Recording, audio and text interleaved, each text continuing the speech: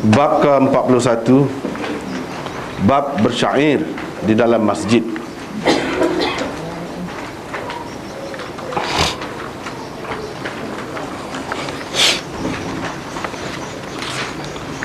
Imam Bukhari dengan sanadnya meriwayatkan daripada Abu Salamah bin Abdurrahman bin Auf bahawa sesungguhnya dia telah mendengar Hassan bin Thabit Al-Ansari meminta Abu Hurairah bersaksi dengan katanya, aku mahu bertanya kepadamu dengan nama Allah, adakah engkau pernah mendengar Rasulullah sallallahu alaihi wasallam bersabda, wahai Hassan, jawablah bagi pihak Rasulullah sallallahu alaihi wasallam, yakni dalam bentuk syair juga kepada orang-orang musyrikin, ya Allah, perkuatkanlah Hassan dengan Ruhul Qudus, yaitu Jibril. Abu Hurairah menjawab, iya.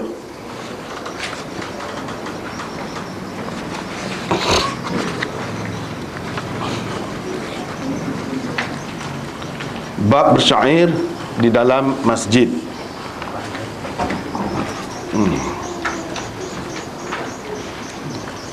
Jadi Imam Bukhari masih lagi duduk bincang tentang masjid.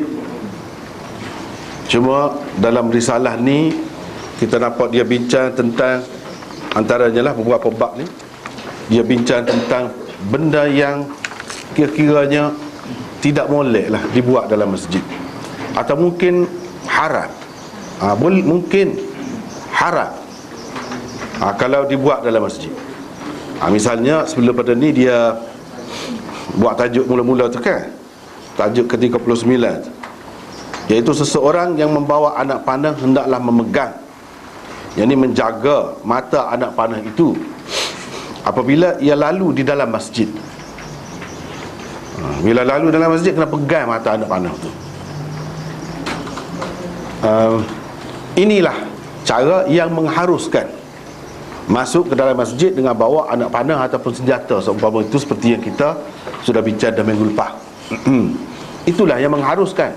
Kalau tidak, dia boleh jadi tidak harus lah, boleh jadi haram. Boleh jadi haram. Benda-benda yang tidak munasabah lah, tidak sesuai, bawa main-main dalam masjid, apalagi dalam keadaan tidak terkawal. Supaya juga hari ni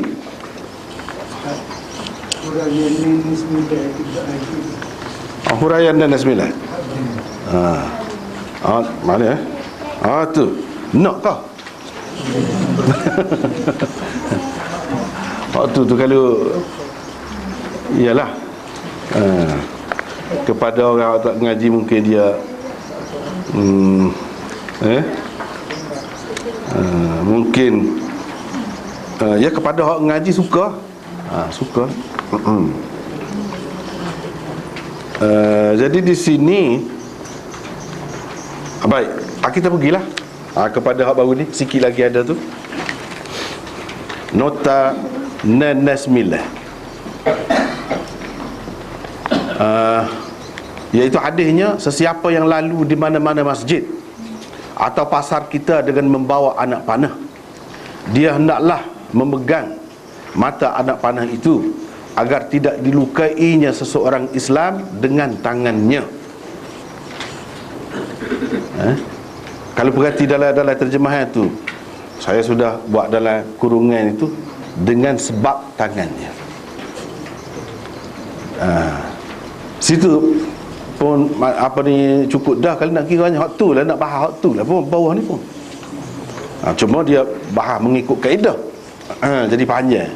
Sebenarnya maksud dah dalam tu, agar dia tidak dilukainya seseorang Islam dengan tangannya. Jadi kalau nak kira perkataan bikaffihi ba tu dengan makna dengan, sebab tu tak ada sebut.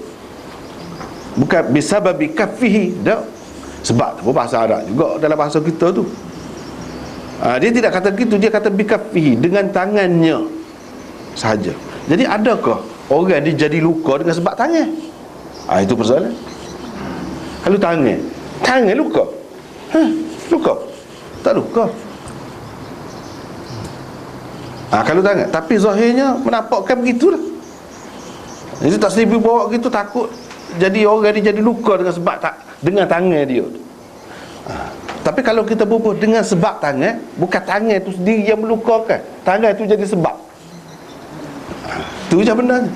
Tetapi apabila kita baca hadis, dia ulama-ulama ni dia teliti dari semua sudut, tengok, menepati kaedah. Dia tak lari, tidak kata bercanggah dengan kaedah, tidak.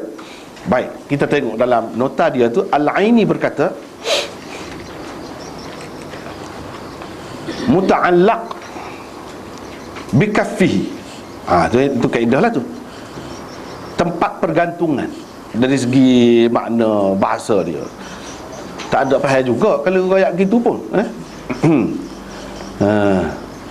bikaffihi, bukan la ya'qiru atau la ya'qir, tetapi falyakhud. Jadi muta'allaq dia tu falyakhud, bukan la ya'qir. Kalau muta'allaq dia tu la ya'qir, sepakat tadi lah, seseolahnya orang akan faham tangan tu sendiri melukakan. Tidak.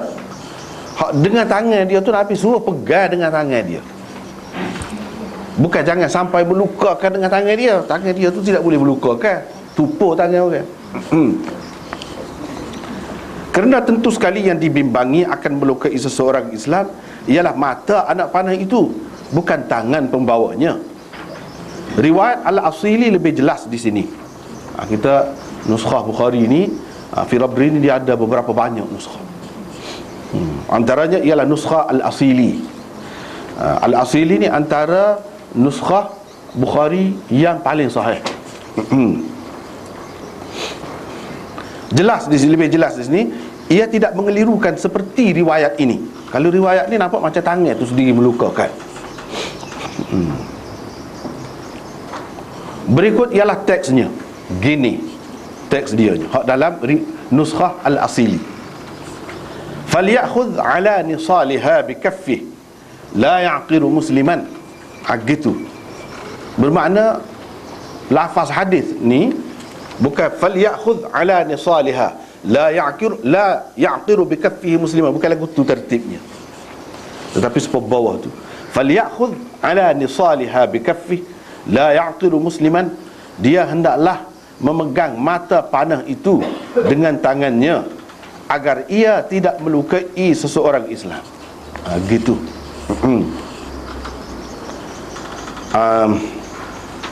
Tetapi saya sendiri berpendapat, kalau kita kata muta'allaq bikaffihi itu la ya'qiru sekalipun, bukan falyakhudh, ia tetap tidak mengelirukan, tetap tidak keliru, boleh juga, dengan senang boleh terima.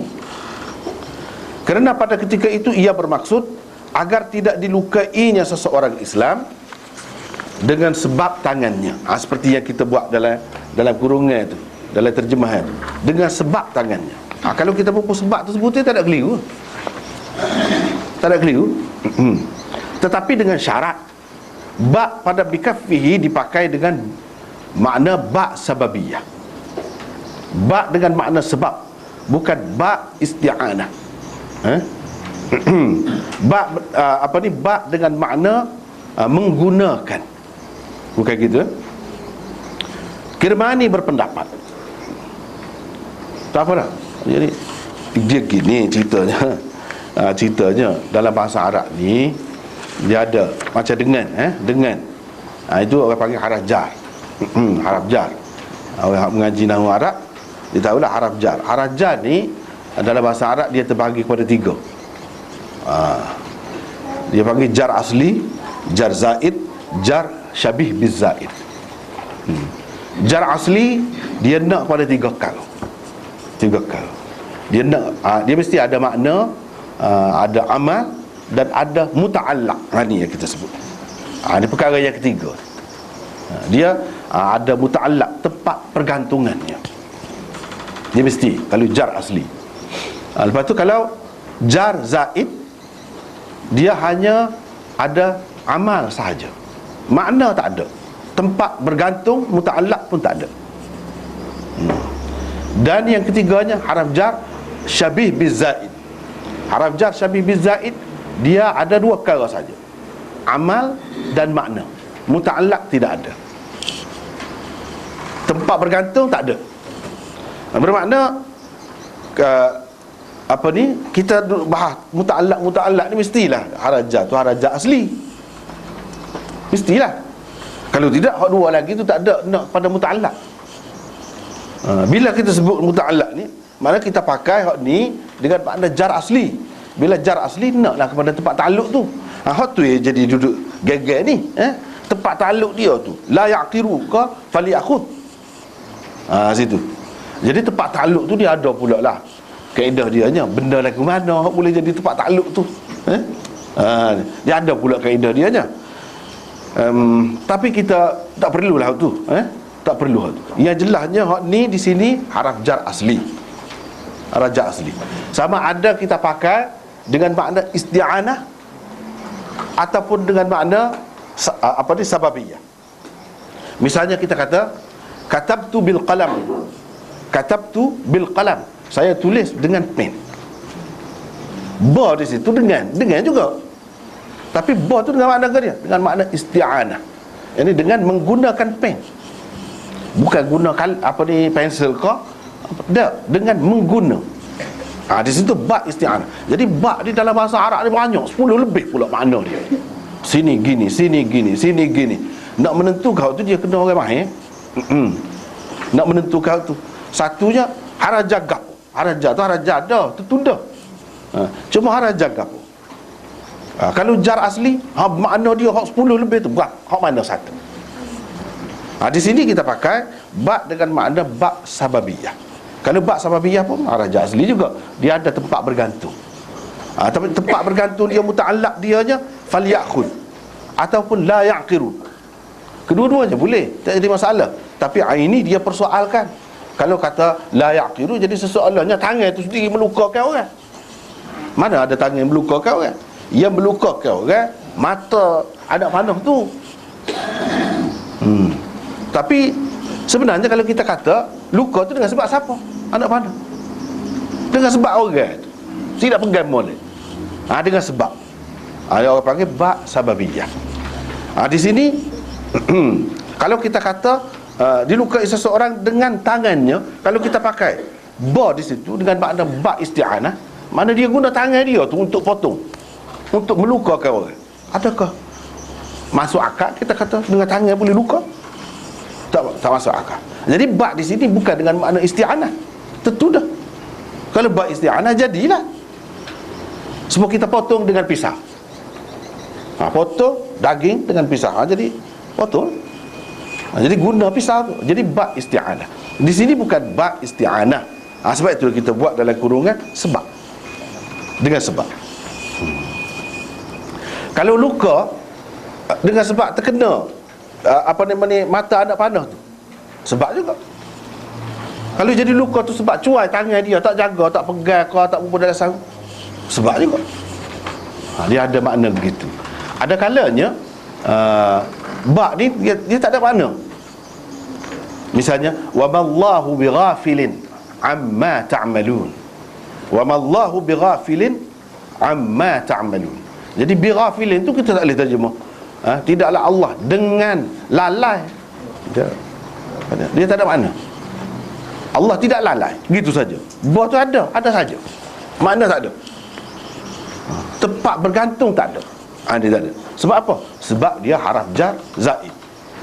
Tu je bendanya, kaedahnya. Bila haraf jar zaid dia ada sekara. Ini tidak 3 perkara ada. 3 perkara ada. Itu je bendanya sini. Tapi kalau silap kita kaitkan haraf jar tu dengan mana-mana, jadi silap makna lah. Boleh jadi keliru. Sebab tu ya dia kata dia kena muta'allaq dia falyakhudh, bukan la yaqiru. Kalau la yaqiru di situ bermakna tangan itu sendiri melukakan. Gitu. Tak apalah.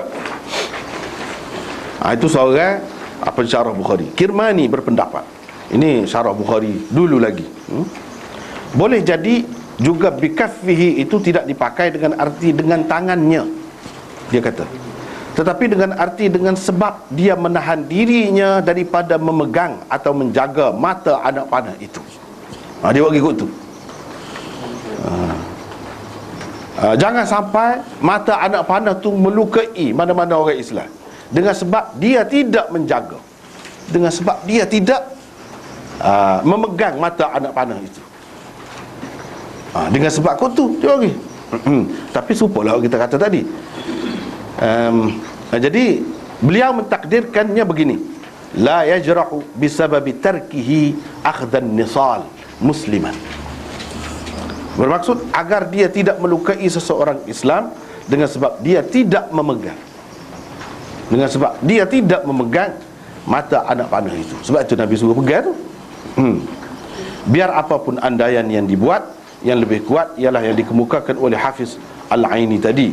Ia selain disokong oleh disokong riwayat Al-Asili, disokong juga oleh dua riwayat Muslim ini. Jadi kadang-kadang kita nak tengok dari segi nahwu boleh, sini boleh, sini boleh, tak apa. Hak mana lebih kuat? Hak mana lebih kuat? Nak tahu tu kena tengok hadis lain pula. Kena tengok hadis lain pula. Misalnya dalam masalah ni, hak lebih kuatnya seperti hak Aini kata tu, iaitu melalui saluran riwayat Abi Usamah. Imam Muslim meriwayatkan begini: fal yumsik ala nisaliha bi kaffih an yusiba ahadan minal muslimina minha bi syai'. Begitu. Bermaksud dia hendaklah memegang mata anak panah itu dengan tangannya. Pegang mata anak panah itu dengan tangannya. Takut-takut mana-mana bahagian anak panah itu mengenai seseorang Islam. Jelas. Jelas tu. Di sini tak ada keliru tangan itu melukakan ke apa, tak ada. Ia akan melukakan mata anak panah itulah kalau tak pegangnya. Yang kedua, melalui saluran riwayat Thabit daripada Abi Burdah pula, Imam Muslim meriwayatkan begini: falyakhudh binisalihah thumma liyakhudh binisalihah thumma liyakhudh binisalihah. Bermaksud dia hendaklah memegang mata anak panahnya. Jadi hak ni semua ni ekor kepada hadis tadi lah. Hadis hak kita baca baru ni, hujung dia tu. Jadi hujung dia gini hak dalam Muslim tu. Dia hendaklah memegang mata anak panahnya. Sekali lagi, dia hendaklah memegang mata anak panahnya. Sebab dengan sebab tak pegang tu boleh jadi luka orang. Jadi situ jelas apa ni pegang tu dengan tangan tu apa dia? Pegang. Bukan melukai dah. Situ dia berkaitnya.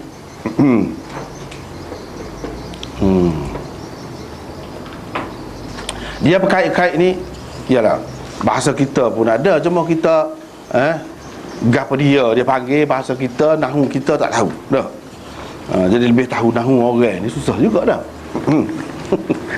Daripada nahwu sendiri. Misalnya gini kita kata, contoh tadilah, saya memotong daging dengan pisau. Jadi dengan pisau tu dia ada tempat bergantung orang. Kalau kita kata dengan pisau saja, saya dengan pisau, anggap dia tak tahu, orang tak faham. Dengan pisau tu anggap dia, dengan pisau tu apa nama ni, hiri daging kau dengan pisau tu, kita buat bunuh orang kau dengan pisau tu, boleh berlaku lah. Buat buka jahitan kau misalnya kita kata dengan pisau tu, tergantung, tak faham. Baik, saya memotong, potong tu dengan apa dia? Dengan parai boleh juga potong kan? Dengan macam-macam lagi lah, pedang boleh juga. Tak jelas. Jadi bila kata dengan pisau tu, dia berkait dengan saya memotong. Memotong tu dengan apa? Dengan pisau. Hilang keliru. Dengan pisau tu kamu buat apa? Memotong, bukan bunuh orang, bukan benda-benda lain. Dia itu maksud muta'allaq tu. Benda lagu itulah. Dia saling berkait. Kalau tak sebut hak tu, hak ni tak jelas. Sebut hak ni, tak sebut hak ni, tak jelas juga. Itu orang panggil muta'allaq. Itu je bendanya. Tetapi dia bahasa Arab memang itu benar lah. Dia jaga benar benda-benda gitu. Tak apalah. Kita pergi kepada bab baru hari ni, iaitu bab bersyair di dalam masjid. Syair di dalam masjid. Syair kita kata sudah jadi Melayu dah lah, asal dia syiar, syiarun. Syiarun itu syair, tapi kita kata syair. Kalau syair tu kalau bahasa Arab syair itu makna penyair pula. Nah, tak kira dah ada jadi Melayu dah gini kan. Kalau pada penyair je, dia kata penyair pula. Dia tidak kata syair saja. Kalau syair tu bahasa Arab maknanya penyair. Syiar tu barulah syairnya, syair. Kita pula kalau penyair dia kena tambah. Barulah makna orang yang bersyair tu. Tak apalah, dia sudah jadi bahasa kita dah, bunyi lagu tu nak mana. Tapi ke mana-mana pun ambil daripada bahasa dia lah syair ni. Di sini dalam setengah-setengah nuskhah sebelum perkataan asy-syi'r ada perkataan insyad. Ni bab asy-syi'ri fil masjid. Dalam setengah-setengah nuskhah bab insyad asy-syi'ri fil masjid. Ada perkataan insyad. Maka ia membawa maksud bab mengungkapkan syair. Kalau ada insyad itu dia memberi makna mengungkapkan syair. Syair sendiri ke atau syair orang lain tak kira di dalam masjid. Itu maksudnya kalau sebut insyad. Daripada komentar-komentar yang dibuat oleh para pensyarah Sahih Bukhari dapat difahami sekurang-kurangnya 3 maksud Bukhari di sebalik beliau mengadakan bab ini.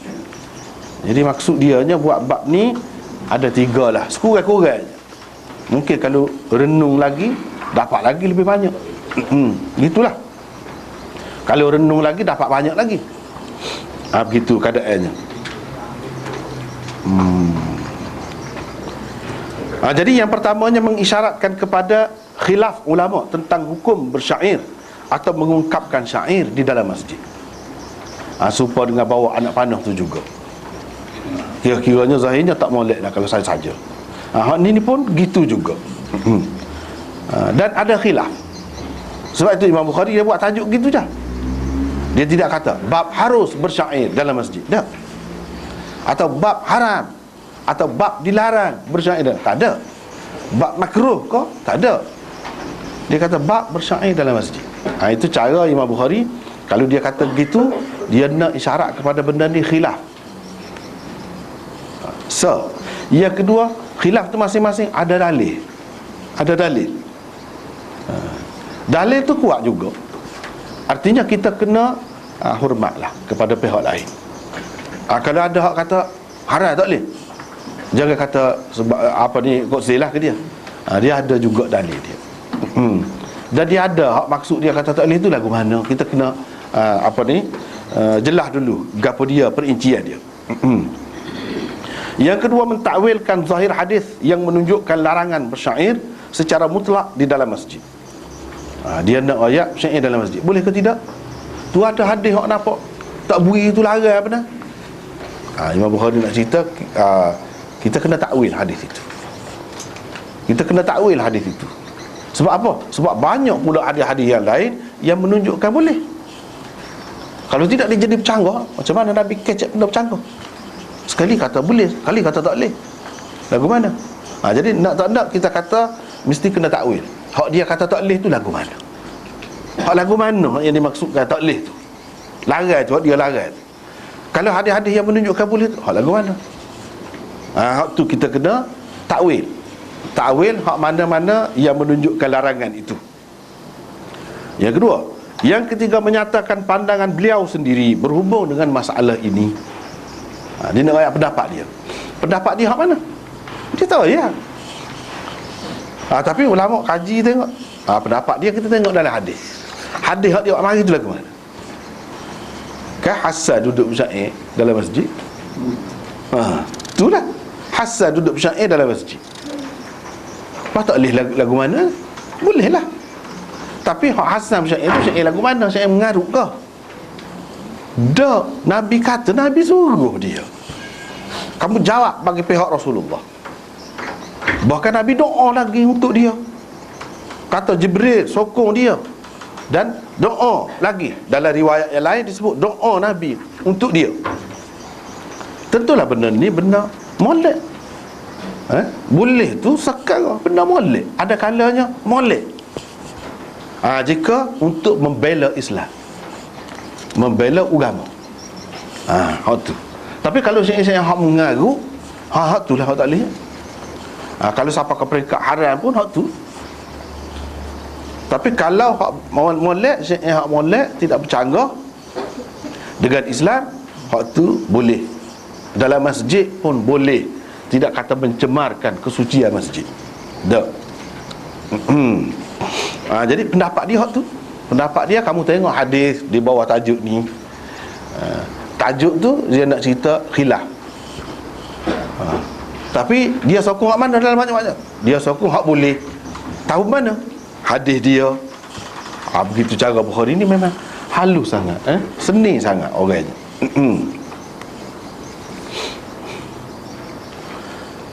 Baiklah. Sememangnya terdapat perbezaan pendapat ulama tentang hukum syair atau mengungkapkan syair dalam masjid. Segolongan ulama berpendapat bersyair atau mengungkapkan syair dalam masjid itu paling tidak hukumnya adalah makruh. Paling tidak sekurang-kurangnya makruh. Tak ada lah kemolek ni. Setengah-setengah ulama kata gitulah. Sekurang-kurangnya makruh. Dia kata antara tokoh yang berpendapat demikian ialah Masruq, Ibrahim An-Nakhai, Salim bin Abdullah, Hasan Al-Basri dan Amr bin Shu'aib. Itu antara tokoh-tokohnya. Masruq tu alim besar, anak murid kepada Aisyah, salah seorang anak murid utama Sayyidatina Aisyah. Namanya Masruq. Boleh nama tu, pasal sampai kecil ni kena colek. Masruq tu maknanya budak kena curi, orang kena curi dipanggil. Kena curi kau orang colek, kau orang buat lari lah. Lepas tu jumpa pula lah. Itu cerita dia je. Dia ni asalnya keturunan dia bukan Islam lah, keturunan dia, tapi akhirnya jadi hebat, jadi tempat rujukan orang-orang Arab sekalipun. Tempat rujukan dia. Masruq Ibrahim An-Nakhai, ni pun orang hebat. Salim bin Abdullah itu anak kepada Abdullah bin Umar lah, cucu Sayyidina Umar. Hasan Basri itu kita maklum dah. Amr bin Shu'aib, iaitu cucu cicit kepada Abdullah bin Amr bin Al-As. Kalau dalam hadis kata an Amr bin Shu'aib an abihi an jaddih, dia ni dia ni lah yang mewarisi kitab Abdullah bin Amr bin Al-As. Dia tulis, catik hadis-hadis Nabi itu jadi satu sahifah besar, dikenali dengan As-Sahifatus Sadiqah. Jadi hal ini turun-temurun dia ni yang mewarisi. Dan dia meriwayatkan hadis banyak daripada kitab tu. Kitab yang ditulis semasa Nabi lagi. Itu antara yang kata sekurang-kurangnya makruh. Bukan harus saja dak. Kalau harus pun harus dengan makruh lah. Kalau tidak boleh bawa haram, boleh sampai ke peringkat haram. Ini pendapat mereka ni. Tetapi kebanyakan ulama berpendapat harus jika ia tidak mengandungi unsur-unsur fitnah, lucah, pengampuan, kekarutan atau unsur-unsur lain yang melalaikan. Kalau tak ada lagu tu harus. Selain Bukhari, Sya'bi, Muhammad bin Sirin, Sa'id bin Musayyab, Al-Qasim, Al-Thawri, Al-Auza'i, Abu Hanifah, Malik, Syafi'i, Ahmad, Abu Yusuf, Muhammad bin Hasan, Ishaq, Abu Thawr dan Abu Ubaid juga berpendapat demikian. Ni orang sebut-sebut ni orang-orang mujtahid saja. Mujtahid saja. Jadi kalau kita tengok ni kan, mengaji ni luah fikiran, bahasa luah. Tidak kata agama Islam ni pak mazhab, pak imam tu je. Dak. Bahkan kalau dalam kitab besar-besar tu Syafi'i, Ahmad, Malik, kadang-kadang dia sebut ke dia. Sebut ke dia. Ramah lagi hok lain-lain, hok dulu lagi. Tu biar kita tahu ramah tokoh-tokoh kita, tempat rujuk kita. Jika syair yang diungkapkan itu mengandungi iktibar, pengajaran, ilmu, puji-pujian terhadap Allah dan Rasulnya, atau unsur-unsur yang membela dan mempertahankan agama, ia bukan sahaja harus, malah dianggap elok kerana menepati sunnah Nabi SAW. Kalau ada unsur-unsur tu bukan sekadar harus saja, bahkan elok, mustahab, molek dalam masjid, sebab kerja molek. Buktinya Nabi SAW sendiri, Nabi SAW sendiri ajak Hassan mari syair dalam masjid. Bahkan dalam riwayat yang lain seperti kita akan tengok nanti, Nabi SAW suruh orang letak membar suku untuk dia bersyair. Membar suku dah untuk dia bersyair. Kebetulan 2-3 malam lepas, malam Khamis baru ni, syair Hassan ni dalam Muslim tu. Contoh syair Hassan dalam Muslim tu. Dalam Muslim pun ada juga. Bahkan dia mari contoh dia banyak lah, memang molek lah syair dia. Dan Nabi SAW sebelum tu panggil orang ni tak puas hati. Walaupun Nabi tidak bersyair, tapi dia boleh menilai. Ni tak puas hati, tak boleh, tak kemah lagi. Panggil lagi orang lain, tak puas hati. Bila mari Hassan, baru ya, ni sahabat-sahabat lain-lain pun puas hati berlaku. Tak apalah.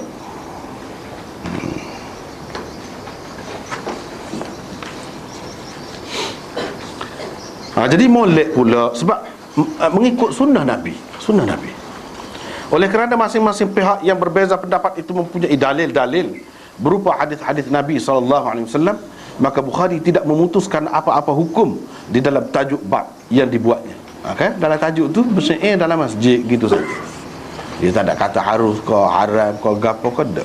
Itu pasal dia. Golongan ulama yang menganggap makruh atau haram bersyair atau mengungkapkan syair di dalam masjid berdalil dengan beberapa hadis dan athar. Antara lainnya ialah hadis-hadis dan athar berikut ini. Ni hak dalil biar kita tahu. Orang hak kata tak boleh tu, yang dia tak bui tu buat apa? Dia ada dalil. Inilah dalil dia. Hak tu yang Imam Bukhari tak berani tu. Imam Bukhari pun dia berlalu, berlembut. Siapa dia tidak buat keputusan dalam tajuk. Nak tahu pendapat dia, kena tengok hadis. Dia tak buat keputusan. Sebab ada hadis-hadis inilah. Hadis inilah yang menjadi pegangan orang yang melarang tu. Yang pertama, ramai sekali sahabat seperti Umar, Ibnu Umar, Abu Hurairah, Jabir, Sa'ad bin Abi Waqqas, Abu Sa'id Al-Khudri dan lain-lain meriwayatkan bahawa Rasulullah SAW telah bersabda, la'an yamtali'a jawfu ahadikum qayhan khairul lahu min an yamtali'a syi'ran. Itu hadisnya.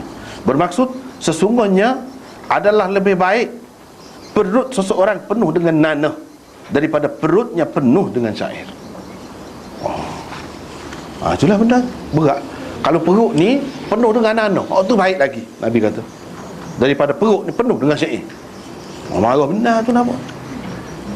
Artinya syair-syair ni benda busuk lah, benda yang bahaya. Makan daging, jadi punah, jadi macam-macam lah kita kata, bisu ke, jadi gapo ke, tu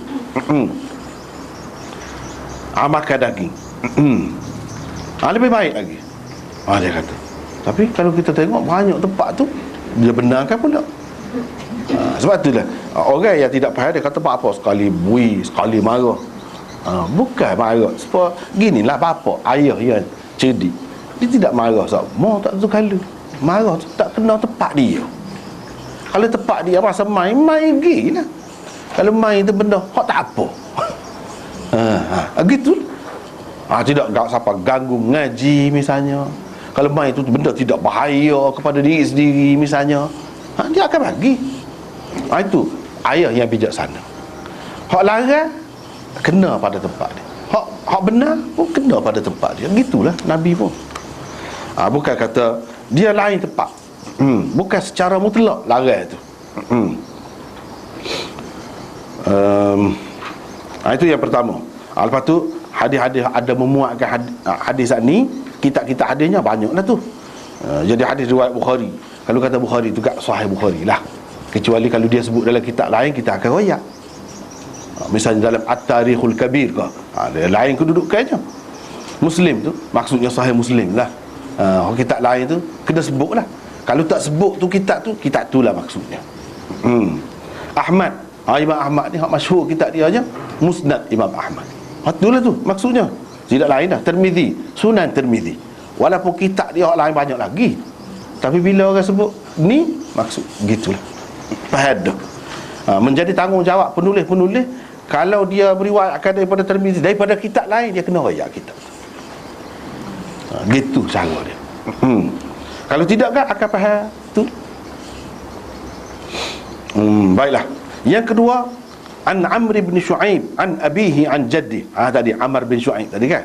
Ni dah di riwayat dia. Amr bin Shu'aib an abihi an jaddi. Ni Imam Bukhari, Imam Muslim tak ambil ni hadis dia. Tak ada dalam Bukhari, Muslim tak ada. Tapi dalam Abu Daud, dalam Tirmizi, dalam Sunan ni ada berlaku. Boleh dikatakan. Dia kata mana? Rasulullah sallallahu alaihi wasallam naha 'anil syira'i wal bai' fil masjid wa an tunshada fihi dhallah wa an yunshada fihi syi'r wa naha 'anit tahalluq qabla as-salah yaumal jumu'ah. Bermaksud Rasulullah sallallahu alaihi wasallam melarang berjual beli, mencari barang yang hilang dengan membuat bising, dan mengungkapkan syair di dalam masjid. Itu larang.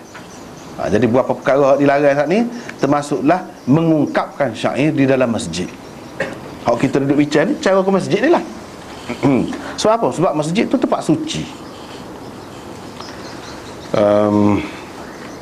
Jadi tak sesuai lah. Baginda SAW juga melarang daripada membuat halaqah pada hari Jumaat sebelum bersembahyang Jumaat. Buat halaqah ni buat bulak, duduk bulak gitu. Adalah duduk bincang, kau duduk usrah, kau kita kata ikutlah gapo-gapo pun, tak boleh, dia larang.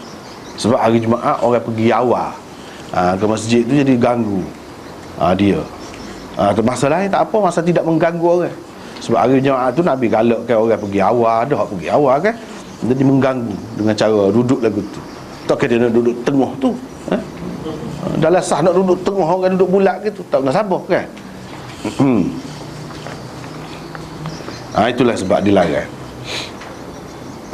Yang ketiga, Hakim bin Hizam meriwayatkan katanya, naha Rasulullah sallallahu alaihi wasallam an yustaqada fil masjid wa an tunshada fihi al-ash'ar wa an tuqama fihi al-hudud.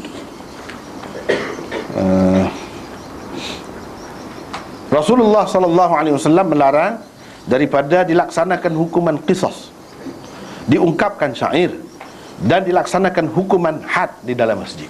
Nabi larang. Dalam masjid tak boleh nak qisas orang bunuh orang, tak boleh. Nak menjalankan hukum had tak boleh dalam masjid. Syair termasuk juga syair, tak boleh dalam masjid. Jadi ini hak yang pertama tadi tak apa jelas sebut dalam masjid. Dua hadis ni memang jelas sebut dalam masjid. Nabi larang. Tiga hadis ini adalah yang terbaik dan paling sahih. Dalam banyak-banyak hadis yang berkait dengan ni, hak inilah hak paling moleknya. Berhubung dengan larangan bersyair dalam masjid, hadis 1 adalah sahih. Hadis-hadis 2 dan 3 pula bertaraf hasan. Aku mana-mana pun boleh buat hujah dah. Boleh buat hujah dah. Itu sebab Imam Bukhari senyap tu. Walaupun sesetengah pihak selalu juga mengemukakan beberapa hadis yang lain, tetapi macam hadis Amr bin Shu'aib an abihi an jaddi ni, ada juga setengah-setengah ulama tu dia kata sahih hadis dia. Sahih. Kita letak tadi hak kebanyakan kata hasan. Kalau hadis dia tu hasan. Tapi ada juga ulama yang mengatakan hadis dia tu kalau sebut lagu tu an Amr bin Shu'aib an abihi an jaddi itu sahih.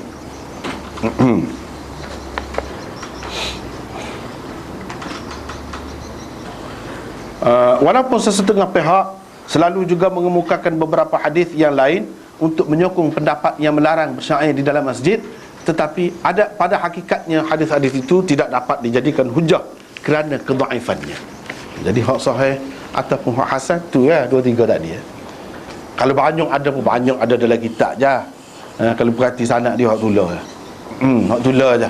Saluran sama. Kalau ada lagi hak lain-lain, ada juga orang sebut ni lagi nak suruh banyak tu kan. Kadang-kadang orang nak suruh banyak tu, nak suruh orang kenaling, pihak lawan kenaling, kena dia sebut banyak. Padahalnya lain-lain tu tak kemar. Tak kemar. Misalnya yang pertama, Abul Qasim Al-Baghawi di dalam Mu'jamnya meriwayatkan daripada Uthman bin Abi Shaybah, daripada Jarir, daripada Muhammad bin Ishaq, daripada Ya'qub bin Utbah dan seterusnya tu kan. Kata ayahnya Hisham. Kita baca terjemahan lalu lah. Bermaksud pernah Ibnul Humamah, yang ini seorang penyair, datang atau pergi menemui Nabi SAW ketika baginda berada di masjid. Pernah cerita. Dia berkata, saya hendak menyatakan puji-pujian kepada Tuhanku dan hendak menyatakan sanjungan terhadapmu. Kata penyair. Dia pergi kata ke Nabi, dia nak puji Tuhan dan dia nak sanjung Nabi. Nabi SAW bersabda, nanti dulu. Nanti dulu. Setelah bangun dan membawanya keluar dari masjid, barulah Rasulullah SAW berkata, sekarang bolehlah engkau ungkapkan syair untuk memuji Tuhanmu. Adapun sanjungan terhadapku, itu tak payahlah, kata dia. Tak payahlah. Nak puji-puji saya tak payahlah. Nabi kata. Setelah dia, yakni Ibnul Humamah, selesai mengungkapkan syairnya, Rasulullah SAW memanggil Bilal. Lalu baginda menyuruh Bilal memberikan sesuatu kepadanya. Kemudian Rasulullah SAW datang kepada orang ramai. Baginda SAW meletakkan tangannya di dinding masjid, lalu menyapu muka dan kedua lengannya, kemudian masuk, yakni ke dalam masjid semula. Masuk dalam masjid semula. Mana dia tayamum dinding masjid, lepas tu dia masuk. Hadis ini jelas menunjukkan Nabi SAW tidak suka orang bersyair dalam masjid. Pasal apa nak syair? Nak puji tu, nak puji dia salah ke? Nak puji Allah salah ke? Kita kata setara tu Nabi heret dia. Nanti dulu kata heret dia tu baik gila. Jelas benar tu kalau nak kira. Walaupun ia merupakan syair-syair pujian kepada Allah dan Rasulnya. Kerana itulah beliau mengajak Ibnul Humamah keluar masjid. Hadis ini selain mursal, kerana Hisham bukan sahabat Nabi SAW. Itulah mursal. Bila kata mursal juga dhaif lah, putus itu tu. Putus. Dia bukan sahabat Nabi, macam mana dia boleh cerita? Dia kena royak lah. Sahabat mana royak ke dia? Ibnul Humamah sendiri ko ataupun orang lain dia kena royak. Itu putus situ. Orang panggil mursal. Mursal ni putus alik atas. Kalau putus alik bawah, lagu lain. Putus dua, mata rantai itu lagu lain pula. Dia ada istilah-istilah dia. Hak tu kena mengaji usul hadis lah. Kena mengaji usul hadis.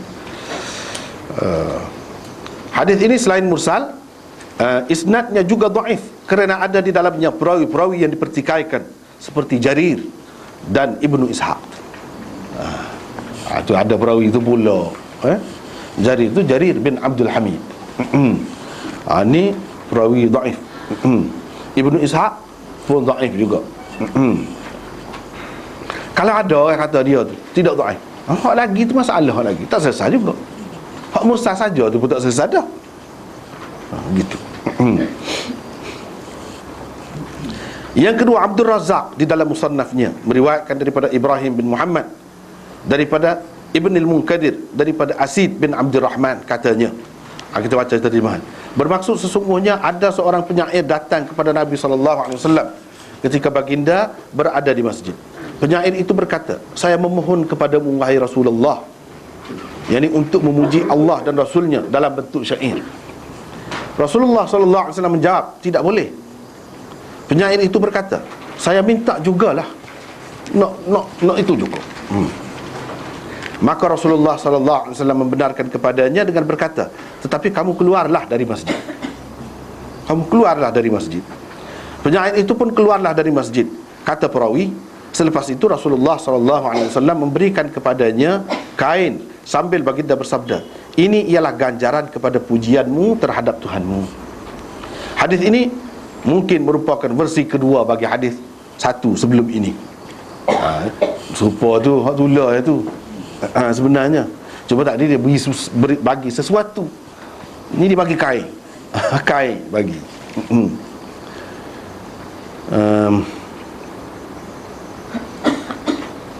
ia juga dhaif walaupun sanadnya berbeza daripada sanad hadis itu. Sanad dia lain. Sanad dia lain. Tidak serupa dengan hal tadi. Walaupun isi dia tu lebih kurang dekat sama. Abdul Razak telah meriwayatkannya daripada Ibrahim bin Muhammad, atau dikenali juga dengan kunyahnya. Bukan kunyah, kunyahnya Ibnu Abi Yahya. Tu. Jadi Ibrahim bin Muhammad gitu saja. Kita tak tahu. Orang kadang-kadang dia macam-macam cerita kau ni. Dia sebut nama saja. Tak tahu. Kalau sebut kunyah dia, ahli hadis tahu lah. Ahli hadis tahu. Iaitu Ibnu Abi Yahya, itu kunyahnya. Salah seorang guru Syafi'i. Dia seorang yang terkenal sebagai perawi dhaif. Tok guru Imam Syafi'i, tapi perawi dhaif. Tidak semesti kalau Imam Syafi'i riwayat daripada orang tu, maknanya dia terima, dia iktiraf lah orang tu, mesti orang kuat. Tidak gitu. Tak kira gitu. Siapa pun, tidak semesti Syafi'i saja, orang lain pun lagu tu juga. Jadi hak ni kebetulan Syafi'i. Jadi hak kata apa-apa Imam Syafi'i ambil daripada dia. Tak ambil hak kemah. Ambil daripada hak kemah. Tok guru dia hak kemahnya. Hak dia buat rujukan semua, guru utama dia Imam Malik. Imam Syafi'i ni. Hak lain-lain tu guru dalam menerima hadis. Sebab tu kita tengok kadang-kadang pening kepala tengok. Nah. Dia kata dia tok guru dia 3,000 orang. Tak pasang mana yang ngaji, kita kata. Nah. 3,000 orang ni kata 5,000 orang. Itu kita kena faham. Orang dulu bila dia kata tok guru tu, maksudnya dia ambil sehadis daripada orang tu tok guru tu. Share dah tu. Apalagi kalau banyak. Kalau sah, itu maksud dia guru tu. Dan guru itu dari segi menerima hadis, tidak semesti dia iktiraf orang tu. Orang tu misalnya dikatakan hadis ni ada dengan dia, tak ada lain. Zaman tu zaman kitab hadis ni tak berapa ada lagi. Sepuluh zaman lain ni. Jadi ulama-ulama ni dia kerja dia lagu mana? Bila ada, dia ada dengar-dengar, ada jauh-jauh cerita ni hadis ni. Tapi ada orang kata ada satu orang yang beriwayat, dia akan pergi dia kecuali kalau orang tu teruk benar. Mungkin dia tak silap juga.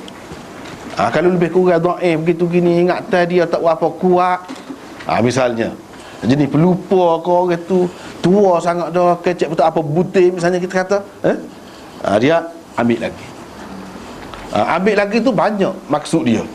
Sekurang-kurangnya kalau dah ada hadis hak kuat, benda sama, cerita sama, ada dah hak kuat, hak ni boleh jadi syawahid, orang panggil. Boleh jadi penyokong saja. Bukan nak buat sebagai asas dah. Sokongan. Boleh jadi ia boleh dikira sebagai mutabi'. Adalah istilah hadis tu. Boleh. Dia nak dengan maksud tu saja. Ada kalanya untuk iktibar. Dia ambil tu untuk iktibar. Iktibar ni apa dia? Dia nak ayat kita. Misalnya Imam Tirmizi, kau imam lain dalam kitab hadis dia mari benda lagu ni, cuba perhati. Seseolahnya dia kata kita. Perhati. Kalau benda lagu ni kalau ada pun daripada perawi lagu mana? Perawi lagu ni. Kalau ada. Kalau ada pun perawi lagu ni. Orang ni perawi ni siapa dia? Mungkin dah tahu. Itu orang panggil untuk iktibar. Bukan iktibar ni ambil pengajaran dah. Ambil nasihat. Itu lain. Ini istilah ilmu hadis ni. Iktibar dia panggil lagu tu. Kalau kita iktibar ni akhlak ni, ambil iktibar daripada cerita tu, tu lain. Ni iktibar istilah ilmu hadis ni. Dia lain. Walaupun lafaz tu dia guna dari segi bahasa gini nampak comel, dari segi hadis tidak. Ni istilah. Misalnya ada perawi ni saduq, bukan sadiq. Saduq sangat benar lah kira-kiranya. Sebab apa ni sirah tu lafaz tu mubalaghah. Sadiq makna benar dah. Saduq sangat benar. Jadi kira-kiranya molek benar dah kira. Dah. Dari segi ilmu hadis tak kira gitu. Kalau kata saduq tu bukan tinggi sangat orangnya. Setara dengan dhaif dah tu. Setara dah tu dekat benar dah. Bawah pada dia dhaif dah. Jadi kita tak boleh pakai mengikut zahir dia. Tengok muka kamu, saduq sangat benar. Jadi molek lah ni. Perawi molek lah ni. Tak boleh. Dia kena ngaji suku hak tu. Sebab tu benda ni kalau bab ilmu gapo pun, ilmu gapo pun, dia bukan ahli bahasa tu reti semua. Tak. Misalnya Ustaz ni, kalau kita ambil orang Arab biasa, hok tak ngaji, tapi dia reti bahasa Arab, kacak dan hari bahasa dia. Tak. Dia akan faham seperti tadi, mengikut lurah. Dia bukan mengikut istilah, dia tak faham istilah. Jadi kalau kita nak pakar buah dia, rusak kita. Beginilah kalau nak dengar qiraat baca Quran sedap, boleh dengar Syekh Basri. Tapi kalau nak tanya hadis, dia tak boleh dia. Bukan ahli dia. Walaupun dia kecek dan ahli bahasa Arab, walaupun dia orang Arab, walaupun dia bisa dalam bab mengaji Quran tu. Misalnya satu contoh. Supaya juga kalau perubatan misalnya, orang putih, buku orang putih, dia boleh baca, dia boleh faham boleh? Tak boleh. Kita boleh harap ke dia? Tak boleh. Begitu juga dalam bab ilmu-ilmu yang lain. Tak boleh. Walaupun dalam bahasa Inggeris dah buk, dia tak akan faham. Kalau kita suruh ke dia, tak lah lain tu. Dia tak lah lain. Ilmu mana pun begitu sebenarnya. Jadi hak ni yang kata guru Imam Syafi'i ada dhaif.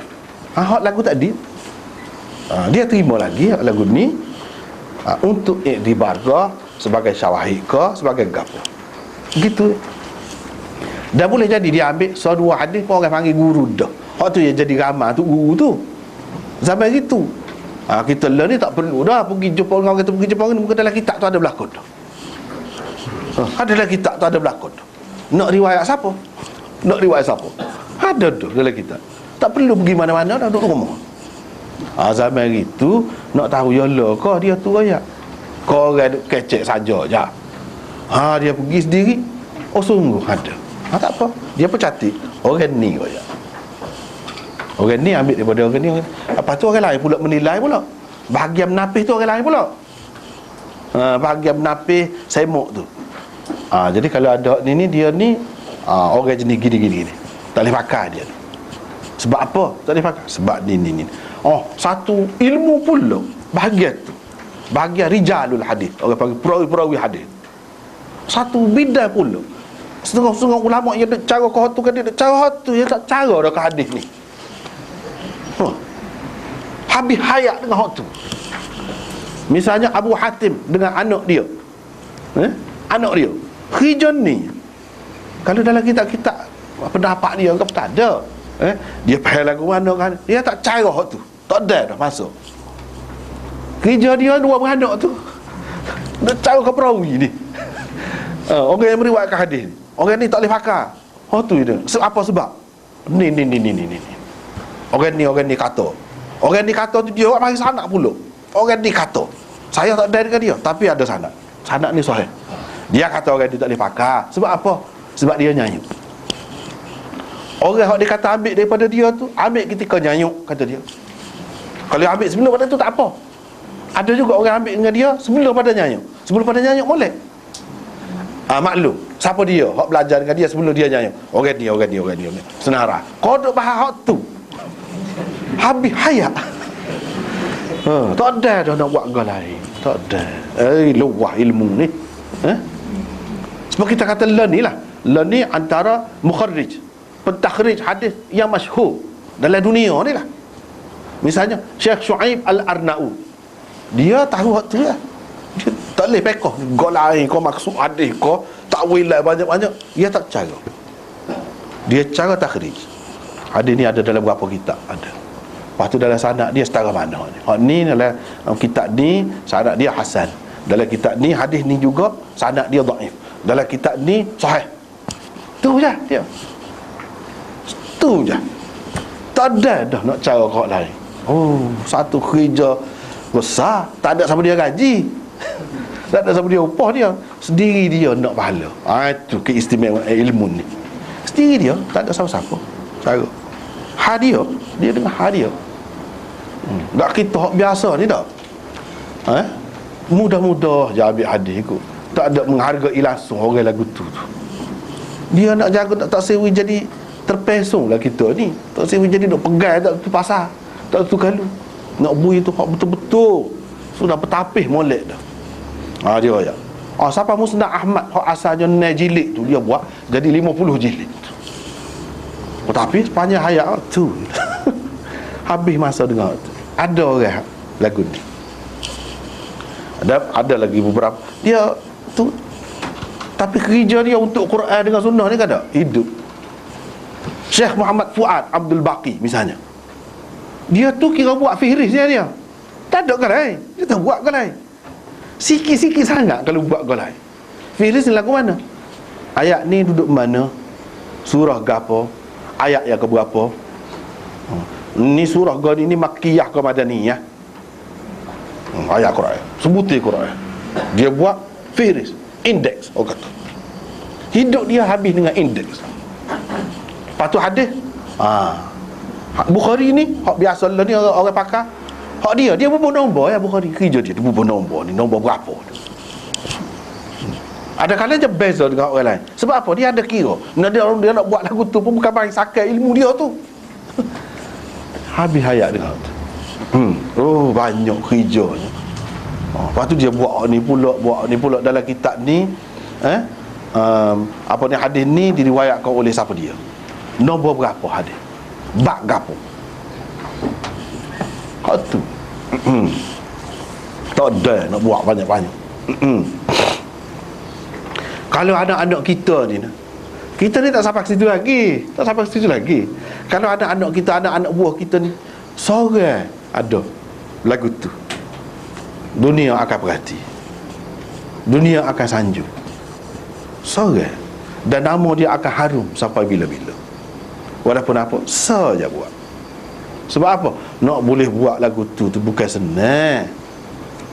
Sebab tu dia suhu misalnya. Orang dia akui. Banyak orang hak takhrij hadis ni. Misalnya takhrij hadis Musnad Abi Ya'la. Hak ada dengan saya tu, kita tengok dah. Mukharrij dia tu Husain Salim Asad. Tu tak lagi. Banyak banyak perkara hak dhaif tu dia kata sahih. Hak sahih dia kata dhaif. Qasih lah. Jadi orang tidak akan menghargai dia buat begitu. Tapi orang tidak akan menghargai lagu tu sebab orang lain reti juga tengok. Semata-mata buat tak boleh. Dia kena kemas sungguh buat tu, baru orang akan menghargai. Habis hayat dengan hak tu. Tapi ada juga lebih macam Imam Ahmad, berapa perkara dia. Ada beberapa perkara dia buat, lebih lah dia. Setengah-setengah tu sekara je, tak ada orang lain. Tapi orang lain tupai dia banyak. Misalnya Al-Jarh wa Ta'dil, Abu Hatim tadi dengan anak dia tu, Ibnu Abi Hatim tu, 9 jilid dia buat. Tu memang menjadi rujukan utama lah. Cara perawi hadis, rujukan utama. Dua beranak buat kerja. Tak boleh. Jadi di sini Ibnu Abi Yahya tu perawi dhaif. Itulah sanad Abdul Razaknya. Sanad Abdul Razak ada dia tu. Yang ketiga, Ibnu Sunni meriwayatkan, katanya Al-Husain bin Abdullah. Tu panjang sanad dia tu kan. Tak apalah, kita tidak nak sanad tu. Dia sebut Nabi SAW bersabda, daripada ayahnya, daripada datuknya Thauban radhiyallahu anhu, kata dia gitu. Katanya Rasulullah sallallahu alaihi wasallam bersabda, "Man ra'aitumuhu yunshidu syi'ran fil masjid faqulu faddallahu fa'ak." 3 kali. Faddallahu fa'ak, faddallahu fa'ak, faddallahu fa'ak. Kata lagu tu. Apa maksudnya? Rasulullah sallallahu alaihi wasallam bersabda, apabila kamu melihat seseorang sedang mengungkapkan syair di dalam masjid, katakanlah yang ni kepadanya, semoga Allah memecahkan mulutmu atau mematahkan gigimu. Dia suruh kata 3 kali lah begitu. Biar patah gigi tu. Biar patah gigi tu. Bermolek patah gigi tu. Gitu. 3 kali. Hadis riwayat Ibnu Sunni di dalam Amalul Yaumi wal Lailah, At-Tabarani di dalam Al-Mu'jamul Kabirnya, dan lain-lain lagi. Hadis ini sangat dhaif. Sangat dhaif. Kerana di dalam sanadnya terdapat perawi-perawi dhaif dan majhul. Jadi setengah orang kak Ibnu Sunni katanya, bukan Sunni ke kita dah, pakai Ibnu Sunni lah. Tak boleh kira gitu. Lepas tu Ibnu Sunni molek dibuat zikir harian Nabi ni, amalul yaumi wal lailah, rujukkan untuk amalan hari dan siang, hari dan malam dan siang. Moleklah kita rujuk. Hanya termasuklah dalam tu sapu muka tu. Lepas maya tu ada, memang ada. Imam Nawawi rujuk dia lagi. Tapi kedudukannya setara mana? Tu benda. Ada tu ada. Ni ada. Ni ada. Tetapi mana? Majhul. Antara perawi utamanya ialah Abbad bin Kathir.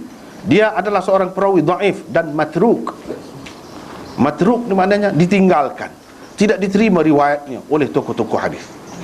Di dalam kitab Rawdatul Muhaddithin tersebut komentar Hafiz Ibn Hajar terhadap Thauban. Tadi kan Thauban RA kita tulis. RA itu berdasarkan hak dalam itulah radhiyallahu anhu. Padahal dek pun.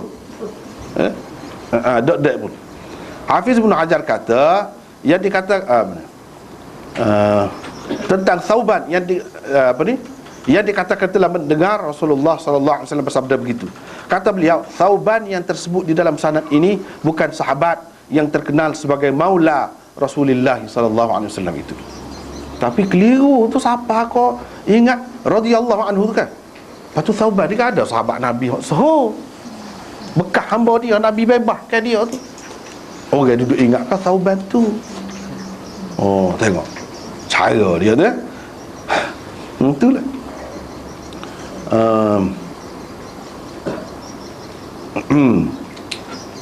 Ia bahkan orang lain yang tidak diketahui kecuali di dalam isnad ini. Sininya ada dia ni kata dia. Tak ada orang tak tahu, tak kenal dia, tak tahu mana ni. Tidak ada pula orang lain yang meriwayatkan daripada Abdurrahman bin Thauban kecuali anaknya Muhammad. Dia sebenarnya termasuk antara perawi-perawi yang majhul. Sebenarnya majhul ni tidak diketahui, saja ada nama. Faham apa kan? Saja nak buat, nak suruh orang terima. Nak suruh orang terima, buat lagu tu. Lepas tu kita kata ni ada orang meriwayatkan daripada dia. Ada riwayat, kalau seorang tak hilang, orang panggil jahalah dia tu, perawi itu masih majhul lagi. Kalau ada seorang perawi yang meriwayatkan daripada dia, dia sekurang-kurangnya baru hilang, barulah orang tu akan dianggap seorang yang dikenali, diketahui. Dia kena dua orang sekurang-kurang. Dua orang tu tak boleh pakai. Dua orang tu tak boleh pakai. Kalau 10 orang pun tak boleh pakai, puak mengaruh belakang dah. Tadi tak boleh. Dua orang sekurang-kurangnya hak boleh pakai. Ada beriwayatkan daripada dia. Sedangkan hak ni seorang anak dia. Dikatakan anak dia, tak tahu mana. Macam tu. Kerja ni beratlah. Hafiz Ibn Hajar ni antara tokoh lah. Tokoh. Dia bukan syarah hadis saja. Dia bak rijal ni pun kemah juga. Jaga-jaga putih mata lah kalau lagu tu. Jaga-jaga putih mata. Dan dia tulis kitab banyak juga. Sebab itulah di zaman Khalifah Abbasiyah dulu pernah, di zaman Imam Ahmad, Yahya bin Ma'in, Yahya bin Sa'id Al-Qattan, orang kata bila nak bunuh, kerajaan dulu bunuh ni orang lagu ni rekod-rekod hadis ni, dah orang bunuh habis dia sebab kerajaan dulu ni kira orang merosak agama, bunuh. Dia suka Syakir nama dia, suka apa suka dia. Dia kata bunuh dia tak nak gapo. Pada waktu berapa ribu hadis dia sudah sebar. Bunuh dia tak apa, hadis sudah sebar dah.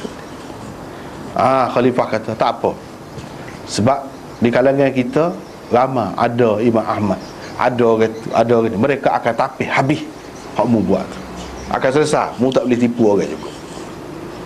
Sebab tu susahnya kerja pada masa tu nak jaga hadis siapa kau kita. Setelah siapa dalam keadaan cukup lekat, ada penapis, ada alat cukup dah, kita masih lagi duduk makan hak metah lah, macam-macam bangkai lah, macam-macam hak kita duduk makan, kita anggap halal, pada hakikatnya kotor. Hadis-hadis maudhu' kotor. Kita tidak menghargai langsung imam-imam kita, ulama-ulama kita yang habis hayat buat kerja ni. Dah satu orang sampai puluh ribu dia sebar. Nak tapi hak tu bukan senang. Takut-takut hak Nabi sungguh. Kita buat. Kata sebuah orang perempuan Nabi sampai itu kan, Nabi nak buat atas tu. Lama kepah berah jatuh dah. Tak sah juga. Dah satu kesalahan besar pula tu. Hak Nabi kata kita kata tidak. Pula satu kesalahan besar pula. Jadi dalam keadaan takut-takut buat kerja tu. Takut buat kerja, takut-takut apa dia? Betul hak Nabi. Orang pelawak pun, boleh pelawak pun, dia ada ketikanya kecek betul juga. Ada ketikanya tak kena pelawak semua tak gerak hidup. Ada hak betul. Apa nak agak? Oh, kerja besar benar dah. Antaranya Hafiz Ibn Hajar. Hafiz Ibn Hajar banyak buat kerja. Antaranya cuba tengok. Orang lain tak nampak dia boleh kesal. Ni benar. Baiklah, itu hadis-hadis yang dikatakan terang melarang bersyair di dalam masjid. Melarang bersyair di dalam masjid. Balik ni pula, hak kata boleh pula. Dia ada dalil dia juga. Kita ada main dalil masing-masing lah hari ni lah. Jumhur ulama. Jadi hak ni hak lebih ramai lah. Majoriti ulama tidak melarang secara mutlak bersyair. Tidak kata secara mutlak atau mengungkapkan bersyair dalam masjid, membantah hujah-hujah yang dikemukakan oleh golongan yang melarang secara mutlak itu. Berikut ialah hasil bantahan mereka. Kita buat kesimpulan sajalah. Hadis-hadis sahih yang menjadi pegangan golongan yang melarang bersyair atau mengungkapkan syair dalam masjid terlalu sedikit jika dibandingkan dengan hadis-hadis yang membenarkan dan menampakkan keharusannya. Yang betul-betul tidak dapat dipertikaikan kesahihannya hanyalah hadis la an yamtali'a jawfu ahadikum tadi. Hak tu sah hak sahih. Hak lain adalah dipertikaikan gini-gini. Seperti kita kata tadi, walaupun ada hak kata hadis Amr bin Shu'aib an abihi an jaddi tu sahih, tapi hak lebih ramai kata bukan sahih, hasan je. Hak sahih betul sikit.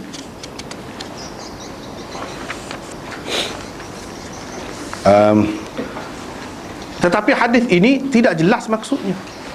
Hadis ini tak jelas pula maksud. Ya sahih, memang sahih lah, tapi maksud dia tu apa pula? Kena jelas hak tu dulu. Jangan duk kira pokok umum gitu, tak boleh. Kena jelas. Ia termasuk dalam hadis yang masih menerima takwilan. Hadis yang menerima takwilan, yang boleh ditakwil. Sebab tidak jelas. Lepas ni takwilan dia yang dikemukakan oleh ulama hadis.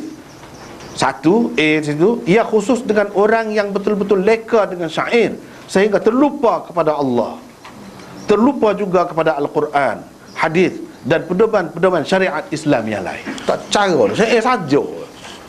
Hidup dia syair saja. Dalam perut dia, dalam kepala dia tu ingat syair saja. Ayat Quran pun tak ingat. Hak lagu tu. Lepas tu bila nak syair tu tak fikir pula benda ni canggah ke tidak. Tak fikir.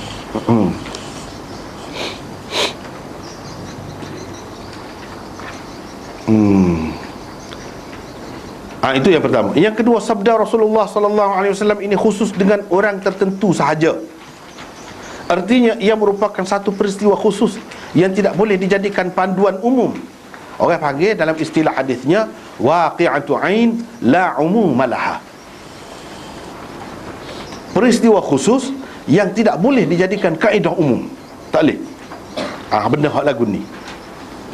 Sebagai buktinya dapatlah dilihat di dalam hadis Muslim di bawah ini, di mana Abu Sa'id Al-Khudri menceritakan, kata beliau, ni jadi tubik. Apa yang Nabi kata gitu tiba-tiba tu?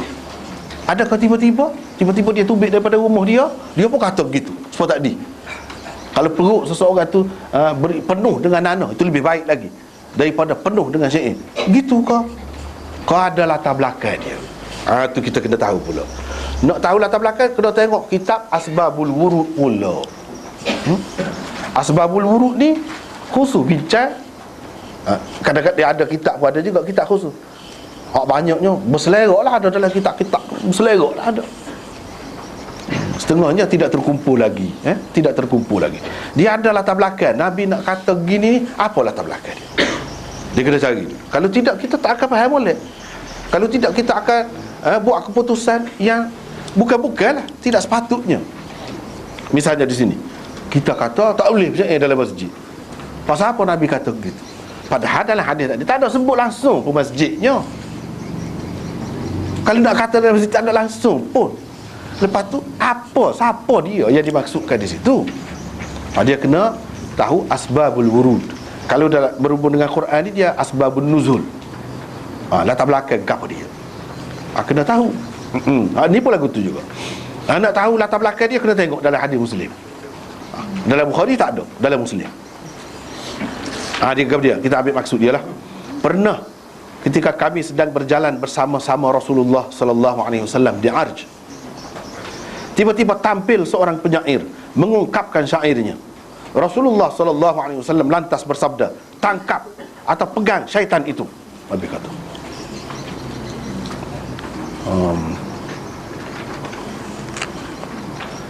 Sesungguhnya adalah lebih baik perut seseorang penuh dengan nanah daripada perutnya penuh dengan syair.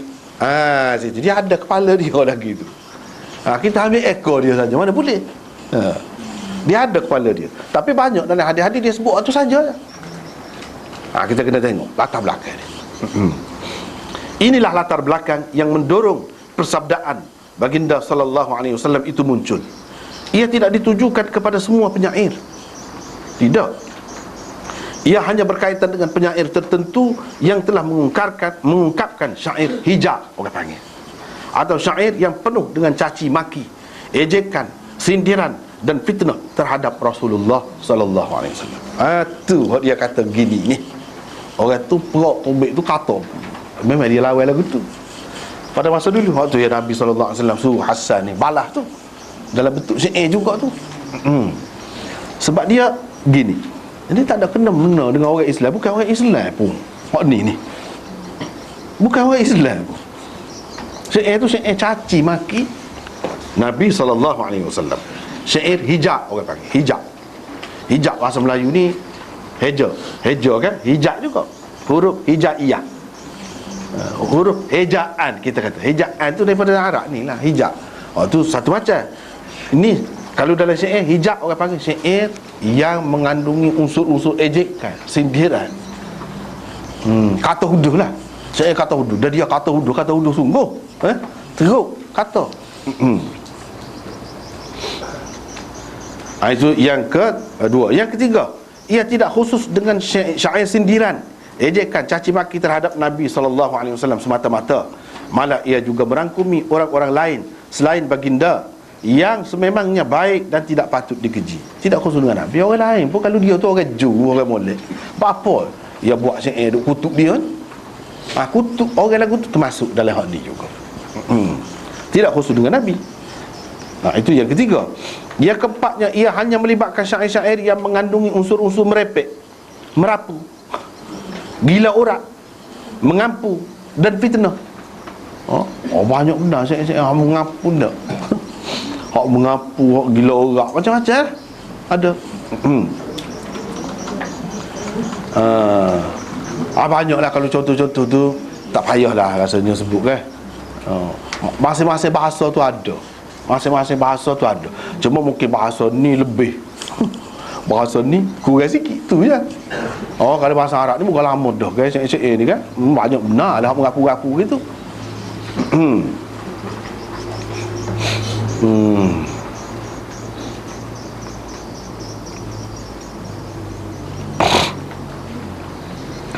Hak mengapu kalau Mutanabbi dia mengapu Saifud Daulah dia.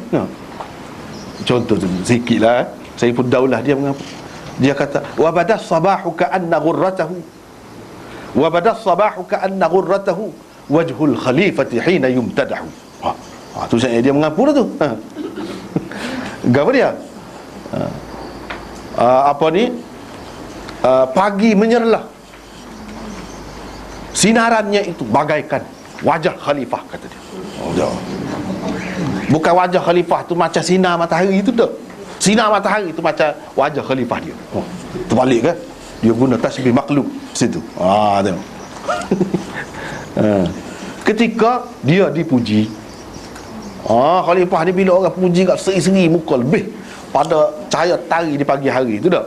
Cahaya tari tu serupa dengan muka dia, bukan muka dia serupa dengan tu dah. Tu mengapa pula? Banyak lagi lah jenis lagu tu. Kalau kita tengok syair, misalnya yang saya baca, syair hak paling khoya kuat ni, khoya kuat no. Syair Hindustan, khoya kuat. Kalau hak erti dah, golek kepala semua kita dengar. Ada satu buku saya beli juga, nak tahu buku syair, dia puji orang Tino saja. Orang Tino berasa malu diri kalau kena puji tu, benda tak ada dek sebenarnya dah. Bidadari itu lagu tu. Manusia dalam dunia tak ada. Tapi khoya dia buat bak. Ni bak mata. Mata saja. Puji. Ni bak hidung. Ni bak mulut. Saya banyak dah. Kita boleh tahu betapa gilanya manusia, Kita boleh tahu lah. Banyaklah contoh-contoh dia. Pelik-pelik lah. Memang khayalan pok-pok dia tak terfikir. Orang lain tak terfikir. Kita nak baca-baca syair Arab pun tak boleh pergi. Ni tinggi lagi. Pelik-pelik.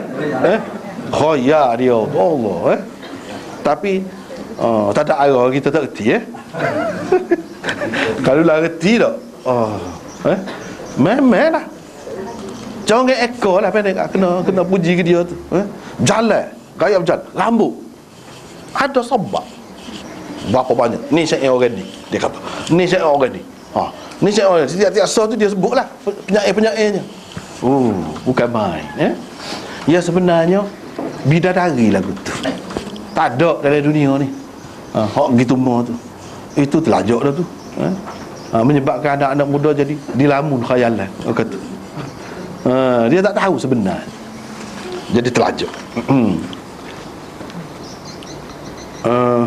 Tak apalah. Banyak benar saya. Yang keempat gitulah. Yang kelima lah sepatutnya. Salah tu. Kena. Hadis ini hanya berkenaan dengan penyair yang mengisi sepenuh perutnya dengan syair-syair sahaja, tanpa langsung berpandu kepada Al-Quran, As-Sunnah dan kebenaran sejagat. Kalau tidak percaya Quran dan Sunnah pun reti juga. Kalau orang buat nyanyi misalnya di Palestin, kalau di mana-mana tu, sentuh juga perasaan dia nak bersyai juga. Buat nyanyi bahasa kesian, tu kebenaran sejagat lah tu. Tak ada dalam Quran hadis pun, orang kafir pun dia ada juga hak tu. Kalau tak ada lagu ni, itulah hak mengarut lah. Kalau ada lagu ni, tak apa, kafir pun boleh kita fikir, renungi juga syair dia tu pun. Jadi maksud syair ni dalam bahasa Arab ni, dia bukan syair saja. Kita faham syair ni satu bentuk syair kan. Sajak, patung, gapo, gurindam, gapo tu syair belaka lah. Maksud syair ni dia bukan khusus syair saja. Sebab kita mengaji bahasa Melayu tu syair lagu ni bunyinya. Ada ikut lagu berapa pun. Jadi asalkan dalam bentuk ni puisi lah kita kata, bukan prosa.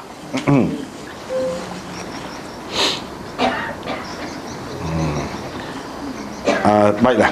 Yang kedua, hadis kedua yang menjadi pegangan golongan ulama yang melarang bersyair di dalam masjid ialah hadis Amar bin Shu'aib daripada ayahnya, daripada datuknya. Hak tadi lah, Nabi larang bersyair dalam masjid. Walaupun kebanyakan ulama mengatakan hadis ini hasan dan boleh dijadikan hujah, tetapi tidak kurang juga bilangan mereka yang mengatakan hadis ini dhaif. Ibnu Hazm misalnya mengatakan hadis-hadis riwayat Amar bin Shu'aib daripada ayahnya, daripada datuknya, hanya berpunca daripada sahifahnya yang diwarisi secara munawalah dan wijadah. Hak tu je kata dia. Bukan dia dengar diri. Bukan dia dengar. Hadis ni tak boleh. Kalau misalnya saya tulis hadis, sekarang ni lainlah cerita, sebab hadis tu ada punca dia. Kalau tak ada punca dia selain daripada hak tu, Tiba-tiba kita nak pakai ni, dia tulis. Lepas tu kita jumpa lepas pada dia mati, oh ni hadis dia, ni riwayat dia. Tak boleh kita nak riwayat, tak boleh. Itu orang panggil secara wijadah. Tiba-tiba jumpa. Orang lain, takut orang lain tulis. Ada hak serupa, boleh tiru tulisan dia, boleh jadi. Ataupun dia tidak tasahih lagi, boleh jadi. Ataupun hak ni ada maksud dia sendiri yang kita tak tahu. Bukan maksud, bukan berarti bila dia kumpul dalam tu dia nak pakai belakang. Macam-macam orang ni. Jadi kalau kita tengok pengkaji di rumah dia kaji ke apa dia?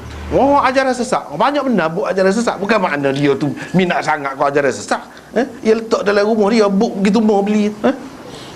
Itu kerja dia. Nak orang. Jadi hak ni pun gitu juga. Jadi kalau jumpa semata-mata tak boleh. Begitu juga kalau seorang tu guru bui kepada anak murid dia kita. Bagaimana gitu. Ni lah dia kata. Dia tulis, dia bui. Tak boleh. Kalau zaman sekarang, kalau kita buat ni, maklum dah hadis ni hadis Bukhari. Tak apa kalau lagu tu. Ni pada masa tu. Ketika pengumpulan kita hadis ni. Jadi dia kata hak ni sahifah Abdullah bin Amr bin Al-As, tulis semasa Nabi, hadis Nabi. Lepas tu diwarisi oleh anak cucu dia. Amr an Amr bin Shu'aib an abihi an jaddihi. Amr bin Muhammad bin Shu'aib bin Abdullah. Begitu. Jadi ulama-ulama kata dia sebenarnya dia tak dengar tok dia tu sendiri. Dia tak dengar. Cuma dia ada kitab dalam kitab. Jadi dia riwayat tu berdasarkan kitab dia. Ni tak boleh dalam hadis tak boleh. Dia mesti kena dia dengar belaka tu dalam tu daripada tok dia tu. Baru dia boleh riwayat. Kalau boleh aku tu orang panggil terima hadis secara munawalah ataupun secara wijadah, tak boleh lagi. Bila begitu dia kata dhaif. Sebab ni sebab tu dia kata kalau an Amr bin Shu'aib an abihi an jaddi, tak soyak lah, dhaif. Semua dhaif. Sebab apa? Pada hakikatnya dia tidak dengar daripada tok dia. Kerana berpunca daripada sahifahnya. Kerana itu ia tidak sahih. Yahya bin Sa'id Al-Qattan juga berpendapat riwayat Amr bin Shu'aib daripada ayahnya, daripada datuknya adalah dhaif. Jadi tidak semua ulama kata hasan. Walaupun kita kata hasan tadi, yang ini mengikut kebanyakan ulama. Tapi ramai juga orang kata tidak hasan pun dhaif. Kalau hak kata dhaif sahih, paling kurang. Ramai lagi hak kata dhaif. Hak paling ramai kata hasan. Bagi orang yang mengatakan hasan, dia kata boleh pakai dah lah hadis tu. Tapi kalau boleh pakai, apa syair lagu mana? Hak Nabi tak boleh. Tu yang dia boleh suruh hasan benar syair tu. Ini menunjukkan tidak secara mutlak yang dilarang itu bukan semua syair. Dak. Syair hak mengarut tadi itulah. Hak kita kata nak puji mata, puji hidung, puji mulut orang perempuan tu. Hak tu. Ataupun syair mengapu tu seperti tadi tu. Jadi kalau nak ngajar syair lagu tu, walaupun untuk ngaji kita kata. Sebab syair ni Sayyidina Umar kata syair ni Diwanul Arab. Kalau kita nak tahu bahasa Arab, kamus dia hak paling lengkapnya syair. Atau paling kemah bahasa dia. Jadi kalau kita nak tahu syair, kena bacalah hak ngarut tu. Hak tujuh Sab'ul Mu'allaqat tu kena ngaji. Memang kita ngaji pun tok guru hak ngajar tu tua putih dah janggutnya. Ketar-ketar dah, tapi dak mana dia ngajar. Tu dah. Duk caw ketino lagi. Tapi bukan maksud dia puji perempuan kau gapo. Dak. Afatimu mahlan ba'd hadha at-tadalluli wa in kunti qad azma'ti sarmi fa ajmili. Misalnya. Mengarut lah tu, mengarut lah. Tapi dia kena, sebab apa? Bahasa dia tu jadi rujukan. Kamu guna dengan makna gini, mana dalilnya? Tu ada dalam syair Imru'ul Qais. Mana? Duduk sini. Kena hafal tu pula dah. Mengaji kena hafal. Betul. Pasal ni bahasa Arab dulu. Kalau mutan Nabi tidak hujah sebab dia ke dia. Dia ada pengaruh asing dia, bukan Arab tulis. Nak arak tulen. Al-Arabul Arba'. Nak arak tulen. Jadi dalam bahasa Arab tulen ada guna ke tidak? Lagu ni ada. Ada tak apa. Dia jadi hujah tu. Jadi terpaksa lah kita ngaji. Tapi nak ngaji pun tak boleh dalam masjid. Tu hak semolek-moleknya. Walaupun dengan maksud nak ngaji, tidak sesuai. Sebab tu ulama-ulama kata dah, tidak sesuai dalam masjid. Ngaji falsafah tak sesuai dalam masjid. Nak ngaji gipadan, gilai lah. Gilai. Boleh ngaji tapi itu tak sesuai. Walaupun hak kita naknya bahasa dia lain. Masjid kena jaga. Tapi kalau syair Hasan, syair Hasan tu orang kumpul jadi dewan antologi Hasan bin Thabit, banyak. Tu tak apa, dalam masjid pun tak apa. Sebab apa? Nabi dulu suruh dia syair tu, Nabi suruh tu. Tu nak ngaji dalam masjid tak apa. Memang kemah bahasa dia apa, untuk bahasa. Tapi kalau Sab'ul Mu'allaqah ni 7 syair yang digantung di pintu Kaabah tu zaman dulu. Pasal apa terpilih? Dia bertanding pula tu. Pandai tu hak mana paling hebat. Hak paling hebat, hak terpilih digantung. Tu zaman jahiliah. Zaman Islam tak ada dah haknya. Tapi parah lah.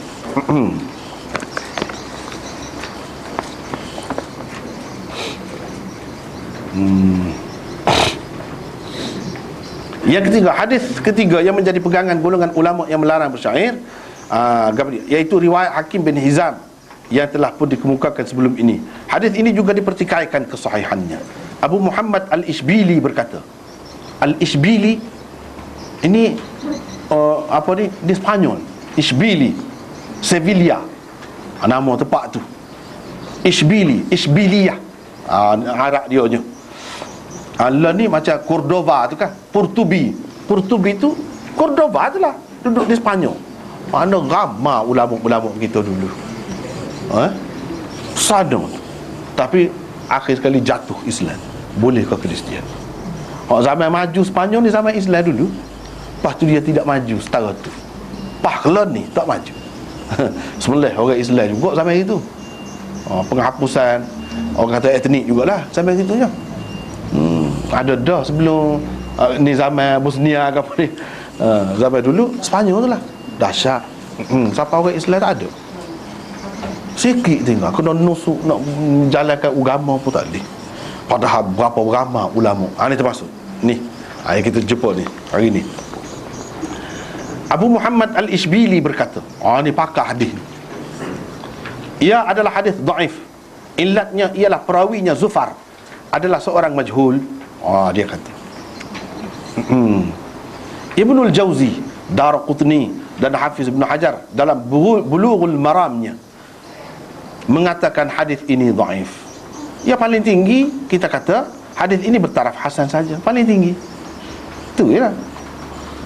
Walaupun hadis kedua dan ketiga jelas menyebutkan larangan bersyair di dalam masjid, tetapi oleh kerana kesahihannya dipertikaikan, tidaklah ia dapat mengatasi dan mengalahkan sekian banyak hadis sahih yang membenarkan bersyair di dalam masjid.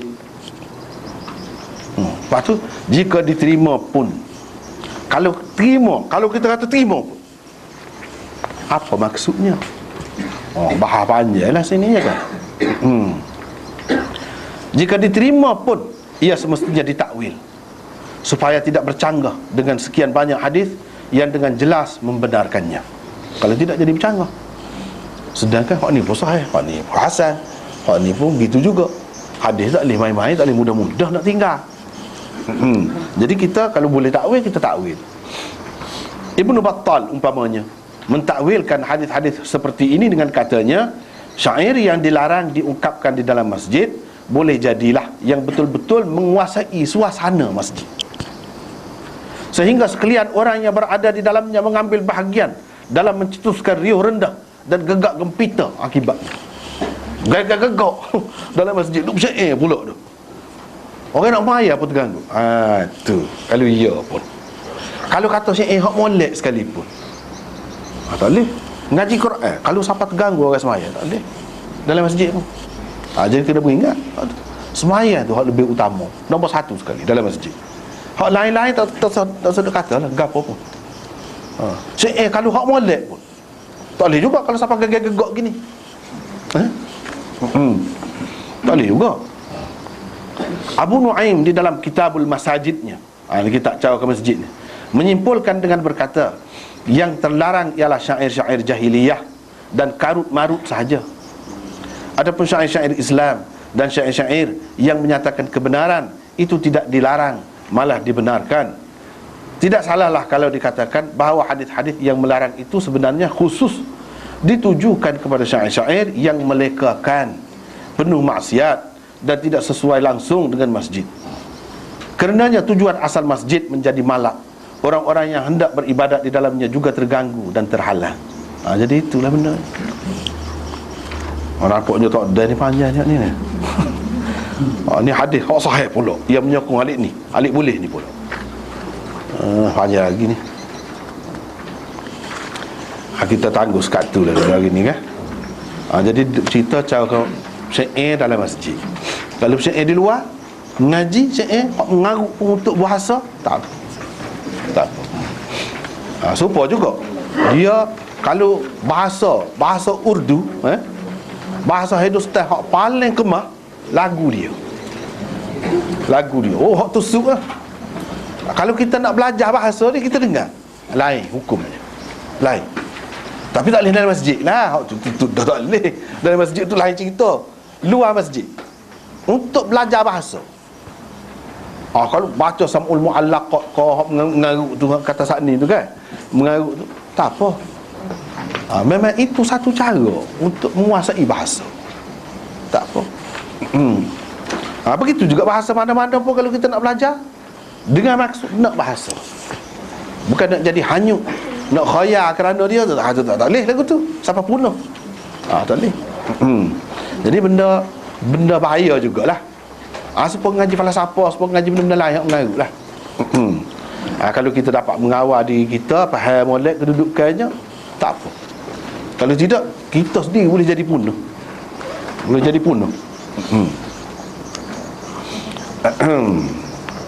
Ada seorang tok guru saya lah dulu, masa ngaji kita duduk ngaji falsafah dengan dia, memang dia syekh falsafah pun. Dia kadang-kadang pelik lah, jenis pelik. Dia pergi padang tu, ni asrama gitu, dia bawa katil dia pergi duduk tengah padang, dia duduk ngilat sore-sore dia situ. Memang pelik. Tapi kita ngaji dengan dia, wah, suka. Benda payah setengah mana pun dia mudah je. Boleh tidur ya. Boleh tidur. Aku nak tidur ni kata dia. Apa membaca? Kita baca-baca. Dia kata mudah ya, gini ya.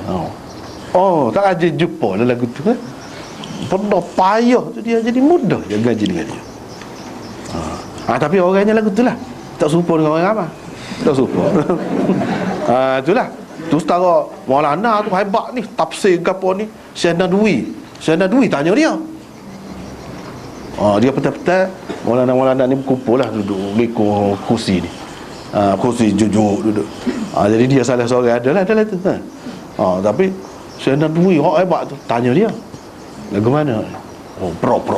Syekh lalu. Dia ingat ni.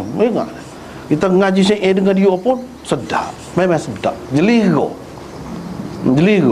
Pada gelepar budak-budak tu. Dia Syekh tu sedap. Tapi dia bahagia tu. Dia bahagia tafsir pun dia memang hebat.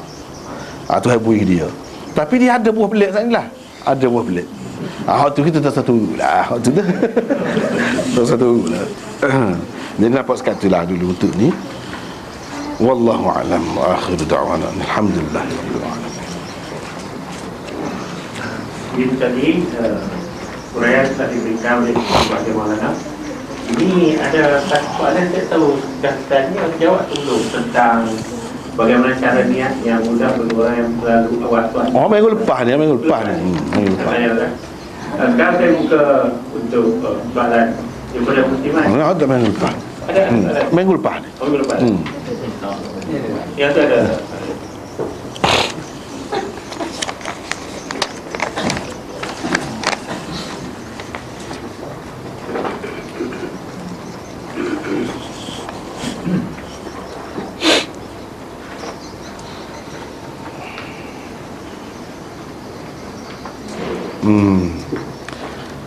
Ni apa ni soalan ni minggu lepas, berkait dengan minggu lepas juga. Dia kata saya ada sebut yang Quran pada masa Rasulullah tu telah lengkap dah, baris bertitik, bukan kerja hajat waktu. Kan baru ni kita sudah bicara dah. Bukan hajat, orang duduk kaitkan dengan hajat benda tu. Jadi mohon jelaskan lebih lanjut dan di mana perlu dirujuk.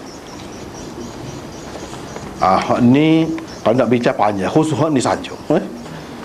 Tapi masanya tidak mengizinkan.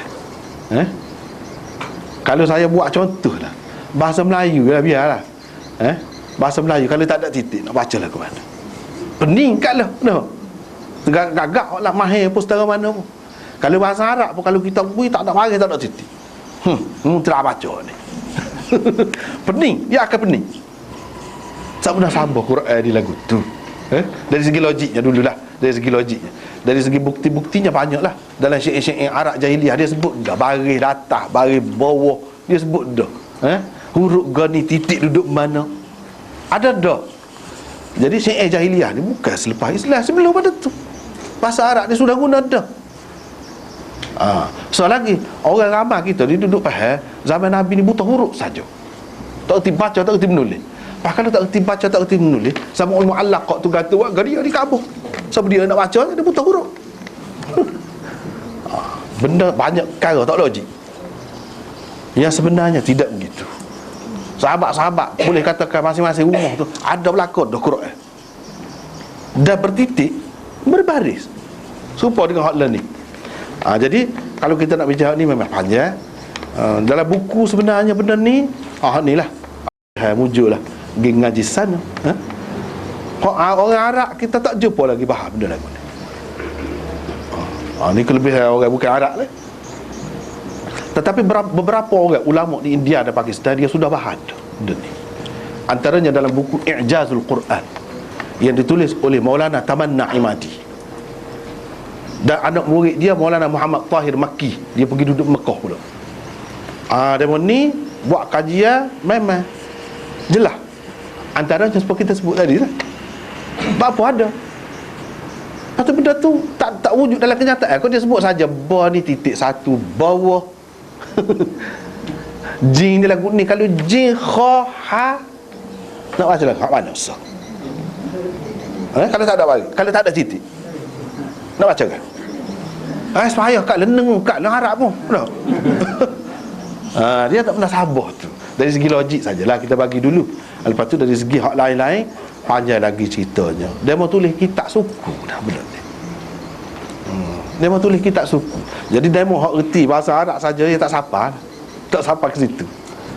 Nasib baik kita boleh bahasa dia, baca tu kemah pula tu dengan dalil-dalil hujah-hujah dia tu. Benda ni ulama-ulama Arab duduk takut lama. Tak sapa lagi situ. Yang sebenarnya orang bicara habis ring dah. Itulah secara ringkasnya lah.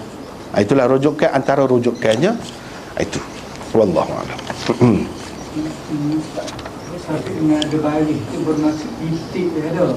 Tak baris pun. Macam mana pula dengan zaman apa dia Sayyidina Abu Bakar dengan Sayyidina Umar. Dikatakan Sayyidina Abu Bakar ni tak sanggup berbaris patah tu lah atas bawah lepas tu pasal dia kata menyalahi golongan Ya. Dia kata Sayyidina Umar ni kan Sayyidina Umar dia kata benda ni dia bicara benda tu melibatkan dia suruh budak baca salah macam tu. Yalah macam-macam cerita tu panjang kan. Sebab tu dia kata kalau bincang hak tu dia melibatkan hadis, melibatkan sejarah, melibatkan apa memang banyak. Dia telah jawab, ni ulama-ulama ni telah jawab semua tu benda-benda saat ni. Jadi satunya kemuskilannya, kita nak menimbulkan kemuskilan sajalah secara ringkas. Baik, kalau di zaman Abu Bakar tu setakat mana hak buat? Hak tu kita nak tahu dulu. Setakat mana? Tak ada baris, tak ada titik. Lepas tu zaman Sayyidina Osman buat setakat mana? Dah kalau kata zaman hajat tu baru ada. Mana zaman tu tak ada. Jadi ada titik saja kau tak ada. Lepas tu kalau sudah ada titik, Sayyidina Osman buat apa? Apa dia buat? Ada kata nak buat tafsir gapo kan? tafsiran, nota-nota tu nak buat ada Quran saja. Hak tu maksud Sayyidina Uthman. Baik, hak dengar Sayyidina Abu Bakar tu capo kau. Hak tu bakar kau tidak? Ada yang mengatakan bakar. Nah, bakar. Jadi bermaknanya hak zaman Sayyidina Uthman tu dia baik ke atas hak Sayyidina apa ni? Sayyidina Abu Bakar dan Sayyidina Umar tu Quran berapa putih? Ada dengan orang Islam. Seseolahnya dalam gambaran tu sebenarnya berdasarkan hadis juga. Macam ada dengan dia ya.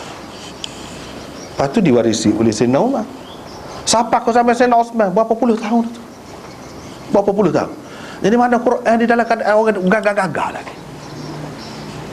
Kalau kita kata tak ada titik, tak ada baris. Lepas pada tu hak lain-lain dia berdasarkan hafalan saja kau. Itu kemuskilan. Dia berdasarkan hafalan saja kau. Baik, kalau berdasarkan hafalan, ingat Quran belakang kau. Pula. Lepas tu kalau kita kata hafal lah belakang. Baik. Dari segi hafalan mutawatir. Dari segi tulis mutawatir ke tidak? Tidak mutawatir. Sebab adanya dengan Sayyidina Abu Bakar. Bapa pada ketika ada dengan Sayyidina Abu Bakar tempat tidak pakat salin. Adakah siapa-siapa bunyi cerita orang ni ambil nak salin? Bahkan Sayyidina Abu Bakar di bawah selia ataupun kawalan seseorang bagi orang salin. Kenapa dia tidak buat gitu? Lepas tu boleh pegang kau berdasarkan hafalan saja ni. Tak ada nak rujuk kepada kitab ni. Hak Nabi suruh kata jangan tulis gapo-gapo daripada aku kecuali Quran. Tu tulis mana? Dia simpan mana? Bermakna ada tulis. Siapa ke perekat dia tak boleh tulis. Hadis dia pun dia tak boleh satu perekat. Nak suruh orang tulis Quran. Jadi hak tulis tu duduk mana? Baik kita kata hak tulis tu, dia kata ada hak duduk atas tulang beli kat unta. Ada hak duduk di pelepah taman. Ada hak duduk di kulit kayu tulis. Jadi Quran sebuah tu berselerak gitu ke? Apa makna Nabi larang jangan pergi perang bawa Quran, bawa mushaf? Apa makna? Itu bendanya. Kalau pergi perang jangan bawa mushaf. Kalau saja hak diwarisi oleh Abu Bakar dah. Nak urusi mak dia pegang hak tu selesailah. Ni buat apa yang Nabi kata? Apa ni? Jangan bawa Quran pergi ke negeri kafir. Menunjukkan banyak Quran itu sudah ada. Jadi hak dia ada tu dia tulis berdasarkan hak mana? Berdasarkan hak mana? Lepas tu dalam hadis Muslim gapo ada sebut dipanggil ustuwanatul mushaf. Satu tiang dalam masjid Nabi orang panggil tiang mushaf. Apa makna tiang mushaf itu? Bermakna zaman Nabi dia letak dah mushaf ada dah. Pakat pergi salin dengan hak tu. Tak ada kena. Sebab tu jadi tak ada bunyi salin dengan Abu Bakar, tak ada bunyi salin dengan Umar. Dah mungkin ada berlaku dah. Kalau tidak nampak cuai sangat umat Islam ni tak cara gitu mau nak Quran. Berpuluh tahun sampai saya nak Uthman tu. Baru dah putih je. Sebar. Bukan untuk umum juga. Umum ni pakai hak mana? Tu benda je. Dah banyak lagi lah hak lain. Jadi sebenarnya itu kekeliruan. Hak tu pun kita bila siapa tepat dia insya-Allah lah. Kita bincang. Jadi itu kemuskilannya. Bermakna Quran ini tidak mutawatir. Hanya mutawatir dari segi hafalan saja. Lepas tu apa ya kalau tidak mutawatir, apa ya kita gomo duduk jaga sangat ni. Dia kita panggil mushaf Utsmani. Tak boleh tulis lagu dah. Salah. Mengaji di mana-mana, di Azhar ke mana, memang dia kena imla. Quran lain, bahasa Arab lain. Ni tulis lagu ni. Sini kena tulis lagu ni. Salah ni kena wa, bukan alif, bukan lam alif gitu. Apa yang gomo sangat jaga? Apa? Rahsia di sebalik tu. Apa yang salah benar kalau nak buat lagu lain? Apa? Ini menunjukkan memang lagu tu dah hak mutawatir dah. Kalau tidak apa ya nak jaga Sayyidina Uthman sampai gitu mau. Kada nak jaga Sayyidina Uthman. Kalau kita bubuh solat tu lam alif tak berbuta, solat juga. Tak akan baca lagu lain. Tapi apa tak boleh? Marah gitu mau, salah. Kena ada lesen suku. Masing-masing negeri ni, apa gitu. Itulah orang panggil mukjizat Quran. Maknanya tulisan dia tu pun mutawatir. Lagu tu. Lebih kemah kita pegang hak tu, lebih yakin. Daripada kita kata Quran ni hanya mutawatir dari segi orang hafal saja. Itu pun apa tu bila tengok dalam hadis tu ada satu ayat tu, minal mu'minina rijalun sadaqu, selagi laqad ja'akum rasulun min anfusikum. Hak tu cakap cari tak jumpa kecuali dengan Khuzaimah seorang ataupun Abu Khuzaimah. Hak tu kita nak kata hak bertulis kau tak dapat tu, kau hak apa? Kalau kita sudah nafi dah hak tulis semua tak ada, mana memang tak ada lah hak bertulis dengan dia, tentu dah tidak mutawatir. Kalau kita kata orang lain tidak apa-apa, dia seorang je ingat, oh tu lagi teruk, makna tidak mutawatir lah. Dua ayat tu tidak mutawatir sebab ada dengan dia seorang. Lagu ni menggugat Quran, kemutawatiran Quran.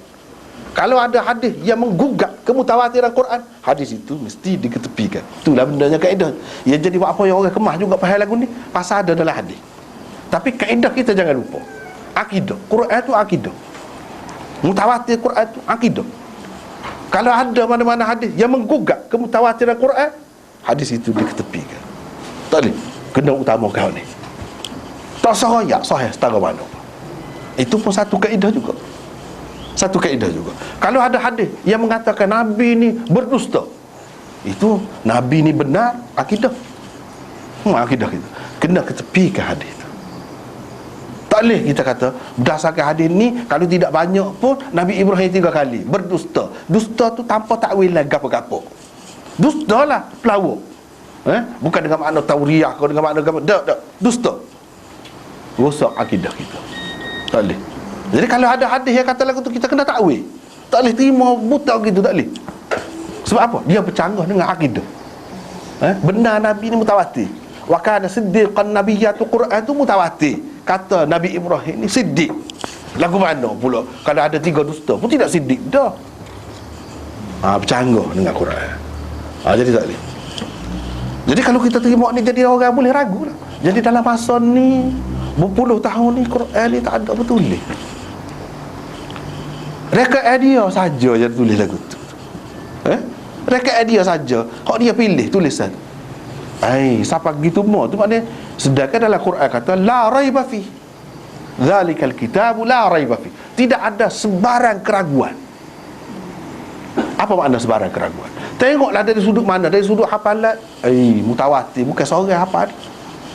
Kalau kita tanya orang Kristian, apa orang apa Bible? Tak boleh aja. Tak ada seorang abang. Tak boleh. Pada diri dia sekalipun, supaya orang ngapa Quran baca jak di awal sampai akhir. Boleh tak boleh. Ni beza Quran dari segi hafalan. Dari segi ngaji Quran. Kita ngaji Arab, adakah hak bahasa ni hadis sekalipun kita nak baca dengan ikhfa, dengan idgham, dengan iklaq ke apa kau ni? Tak kan? Cara dia. Bahasa Arab lain cara dia. Ikutlah hak prosa, hak puisi ke. Tapi baca Quran ada tajwid. Lagu tu lah dibaca. Bukan seorang dua. Ramah. Mutawatir dari segi cara baca. Mutawatir dari segi hafal, bukan seorang dua. Tiba-tiba tulis ni tak ada. Jadi makna orang boleh ragu dari segi tu. Ya kamu dah bukan gomo sangat ni buat apa? Dah bukan hak Nabi. Buat apa? Dia banyak timbul keraguan. Itulah antaranya. Sebenarnya kalau kita nak bincang secara tertib, teratur, mulai panjang. Wallah. Ada lagi soalan? Ya. Pasal saya nak belajar agama, kita cari guru tu dia belajar sanad dia sampai kepada Nabi. Macam mana? Maksud Kita nak belajar agama, guru kita tu dia belajar guru dia tu sanad dia sampai ke Nabi. maksudnya syarat kau mana? Syarat kau atau macam mana? Dia tak ada syarat lagu tu. Tak ada syarat lagu tu. Cumanya kalau macam sekarang lah, zaman sekarang ni, kita ngaji hadis sekalipun, sanad-sanad ni untuk berkat saja. Benda ni sudah ada gini dah. Kitab tu sehudah, kitab Bukhari kau gapo, kau kata dunia ada berlaku. Bukan sebuah rumah lah ada. Boleh dikatakan ada berlaku. Jadi bagi kita sanad itu untuk ambil berkat saja. Dan untuk membukti, sebagai bukti kita orang Islam ni berbeza daripada orang lain. Bukan makna semua ilmu, segala ilmu fiqh kau gapo kena sanad lagu tu dia ambil daripada tu, dia nak bertiman tak sampai ke Nabi juga tu pun. Apa yang gomo gitu semua. Jadi semua maklum. Kitab ni, kitab misalnya kitab Imam Syafi'i, maklum. Cukup dah lah setara tu, tak perlu sanad.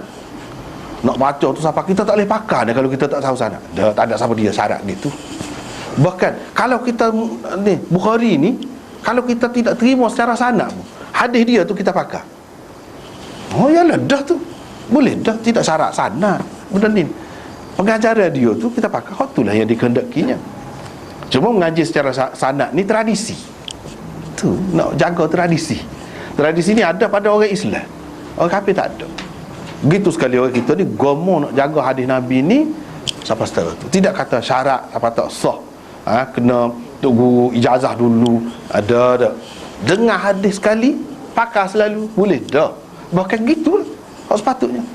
Tak ada syarat-syarat apa-apa, tak ada. Orang yang mensyarat gitu tak kena. Cuma mungkin dari satu sudut ada kelebihan-kelebihan gitulah. Tak adalah terhentinya kepahaman agama ni dengan cara tu, tak ada. Wallahualam. Lagi Ustaz, Ya. dengan tulis sel ni kan. Dikatakan dulu apa dia, Zaid bin Sabit tu diberi amanah untuk menulis Quran tu dah. Lepas tu setiap ayat tu mesti mempunyai 3 orang saksi. Tu macam mana begitu? Ajar panjang. Sebab tu kata panjang memang kalau kita bincang tu kan. Dia satunya benda hak muskil, Bapa dalam ramai-ramai tu pilih Zaid bin Sabit. Tu sah muskil. Nah, padahal Zaid bin Sabit ni dia bukan muhajirin, Ansar.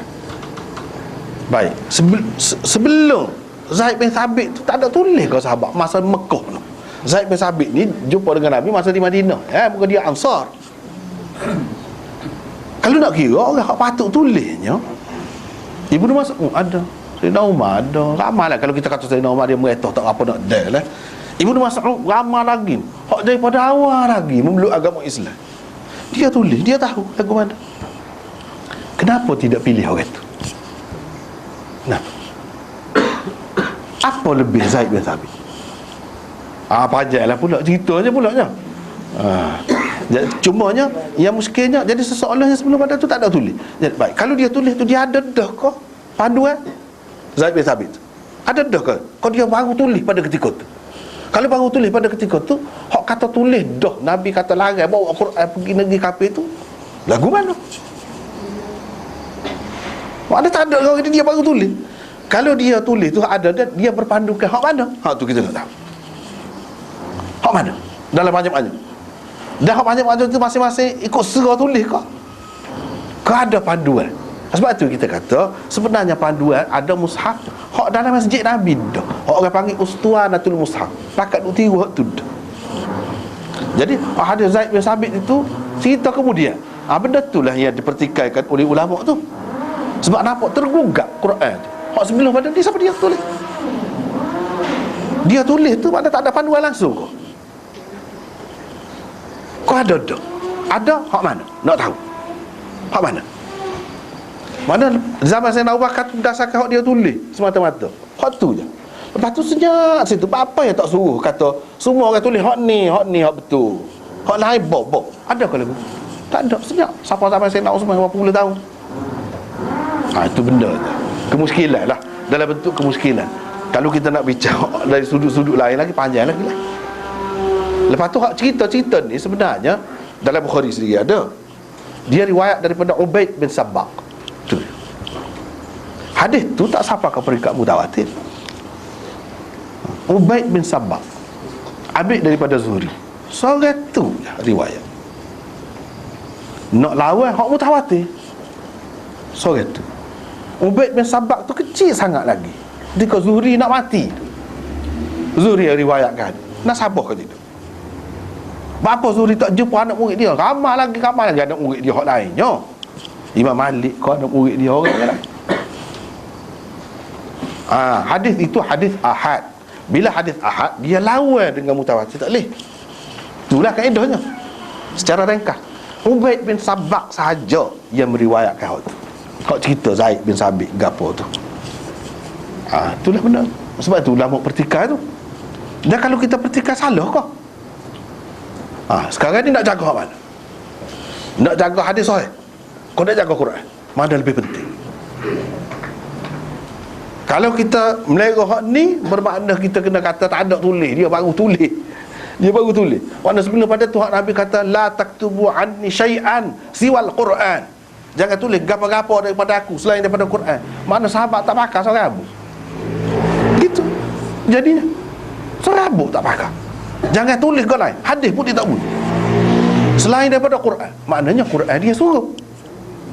Tak ada siapa dia pakai. Ya kau sahabat lagu tu. Ya kau sahabat lagu tu. Selama ramai sahabat. Itu kemuskilan. Jadi dia kena bincang semula sebenarnya pasal tu. Hak panjang lagi. Bincang semula.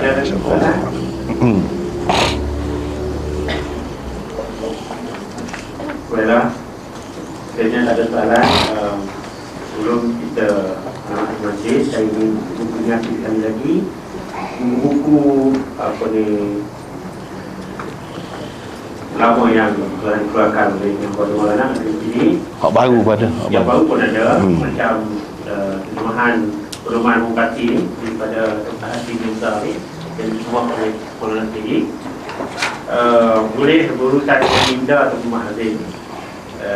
Dan itu buku-buku ada sini yang lain pada tentang Sayyidina Muhammad Khalifah Rashid yang teraniaya ya, ada lagi beberapa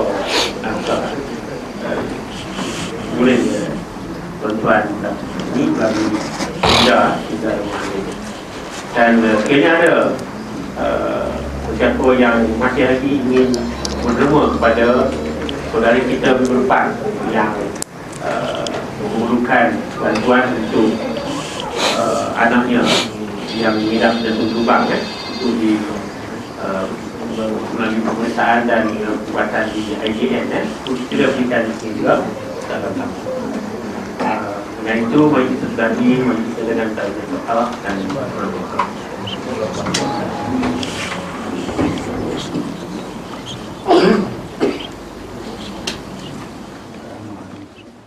Terima kasih.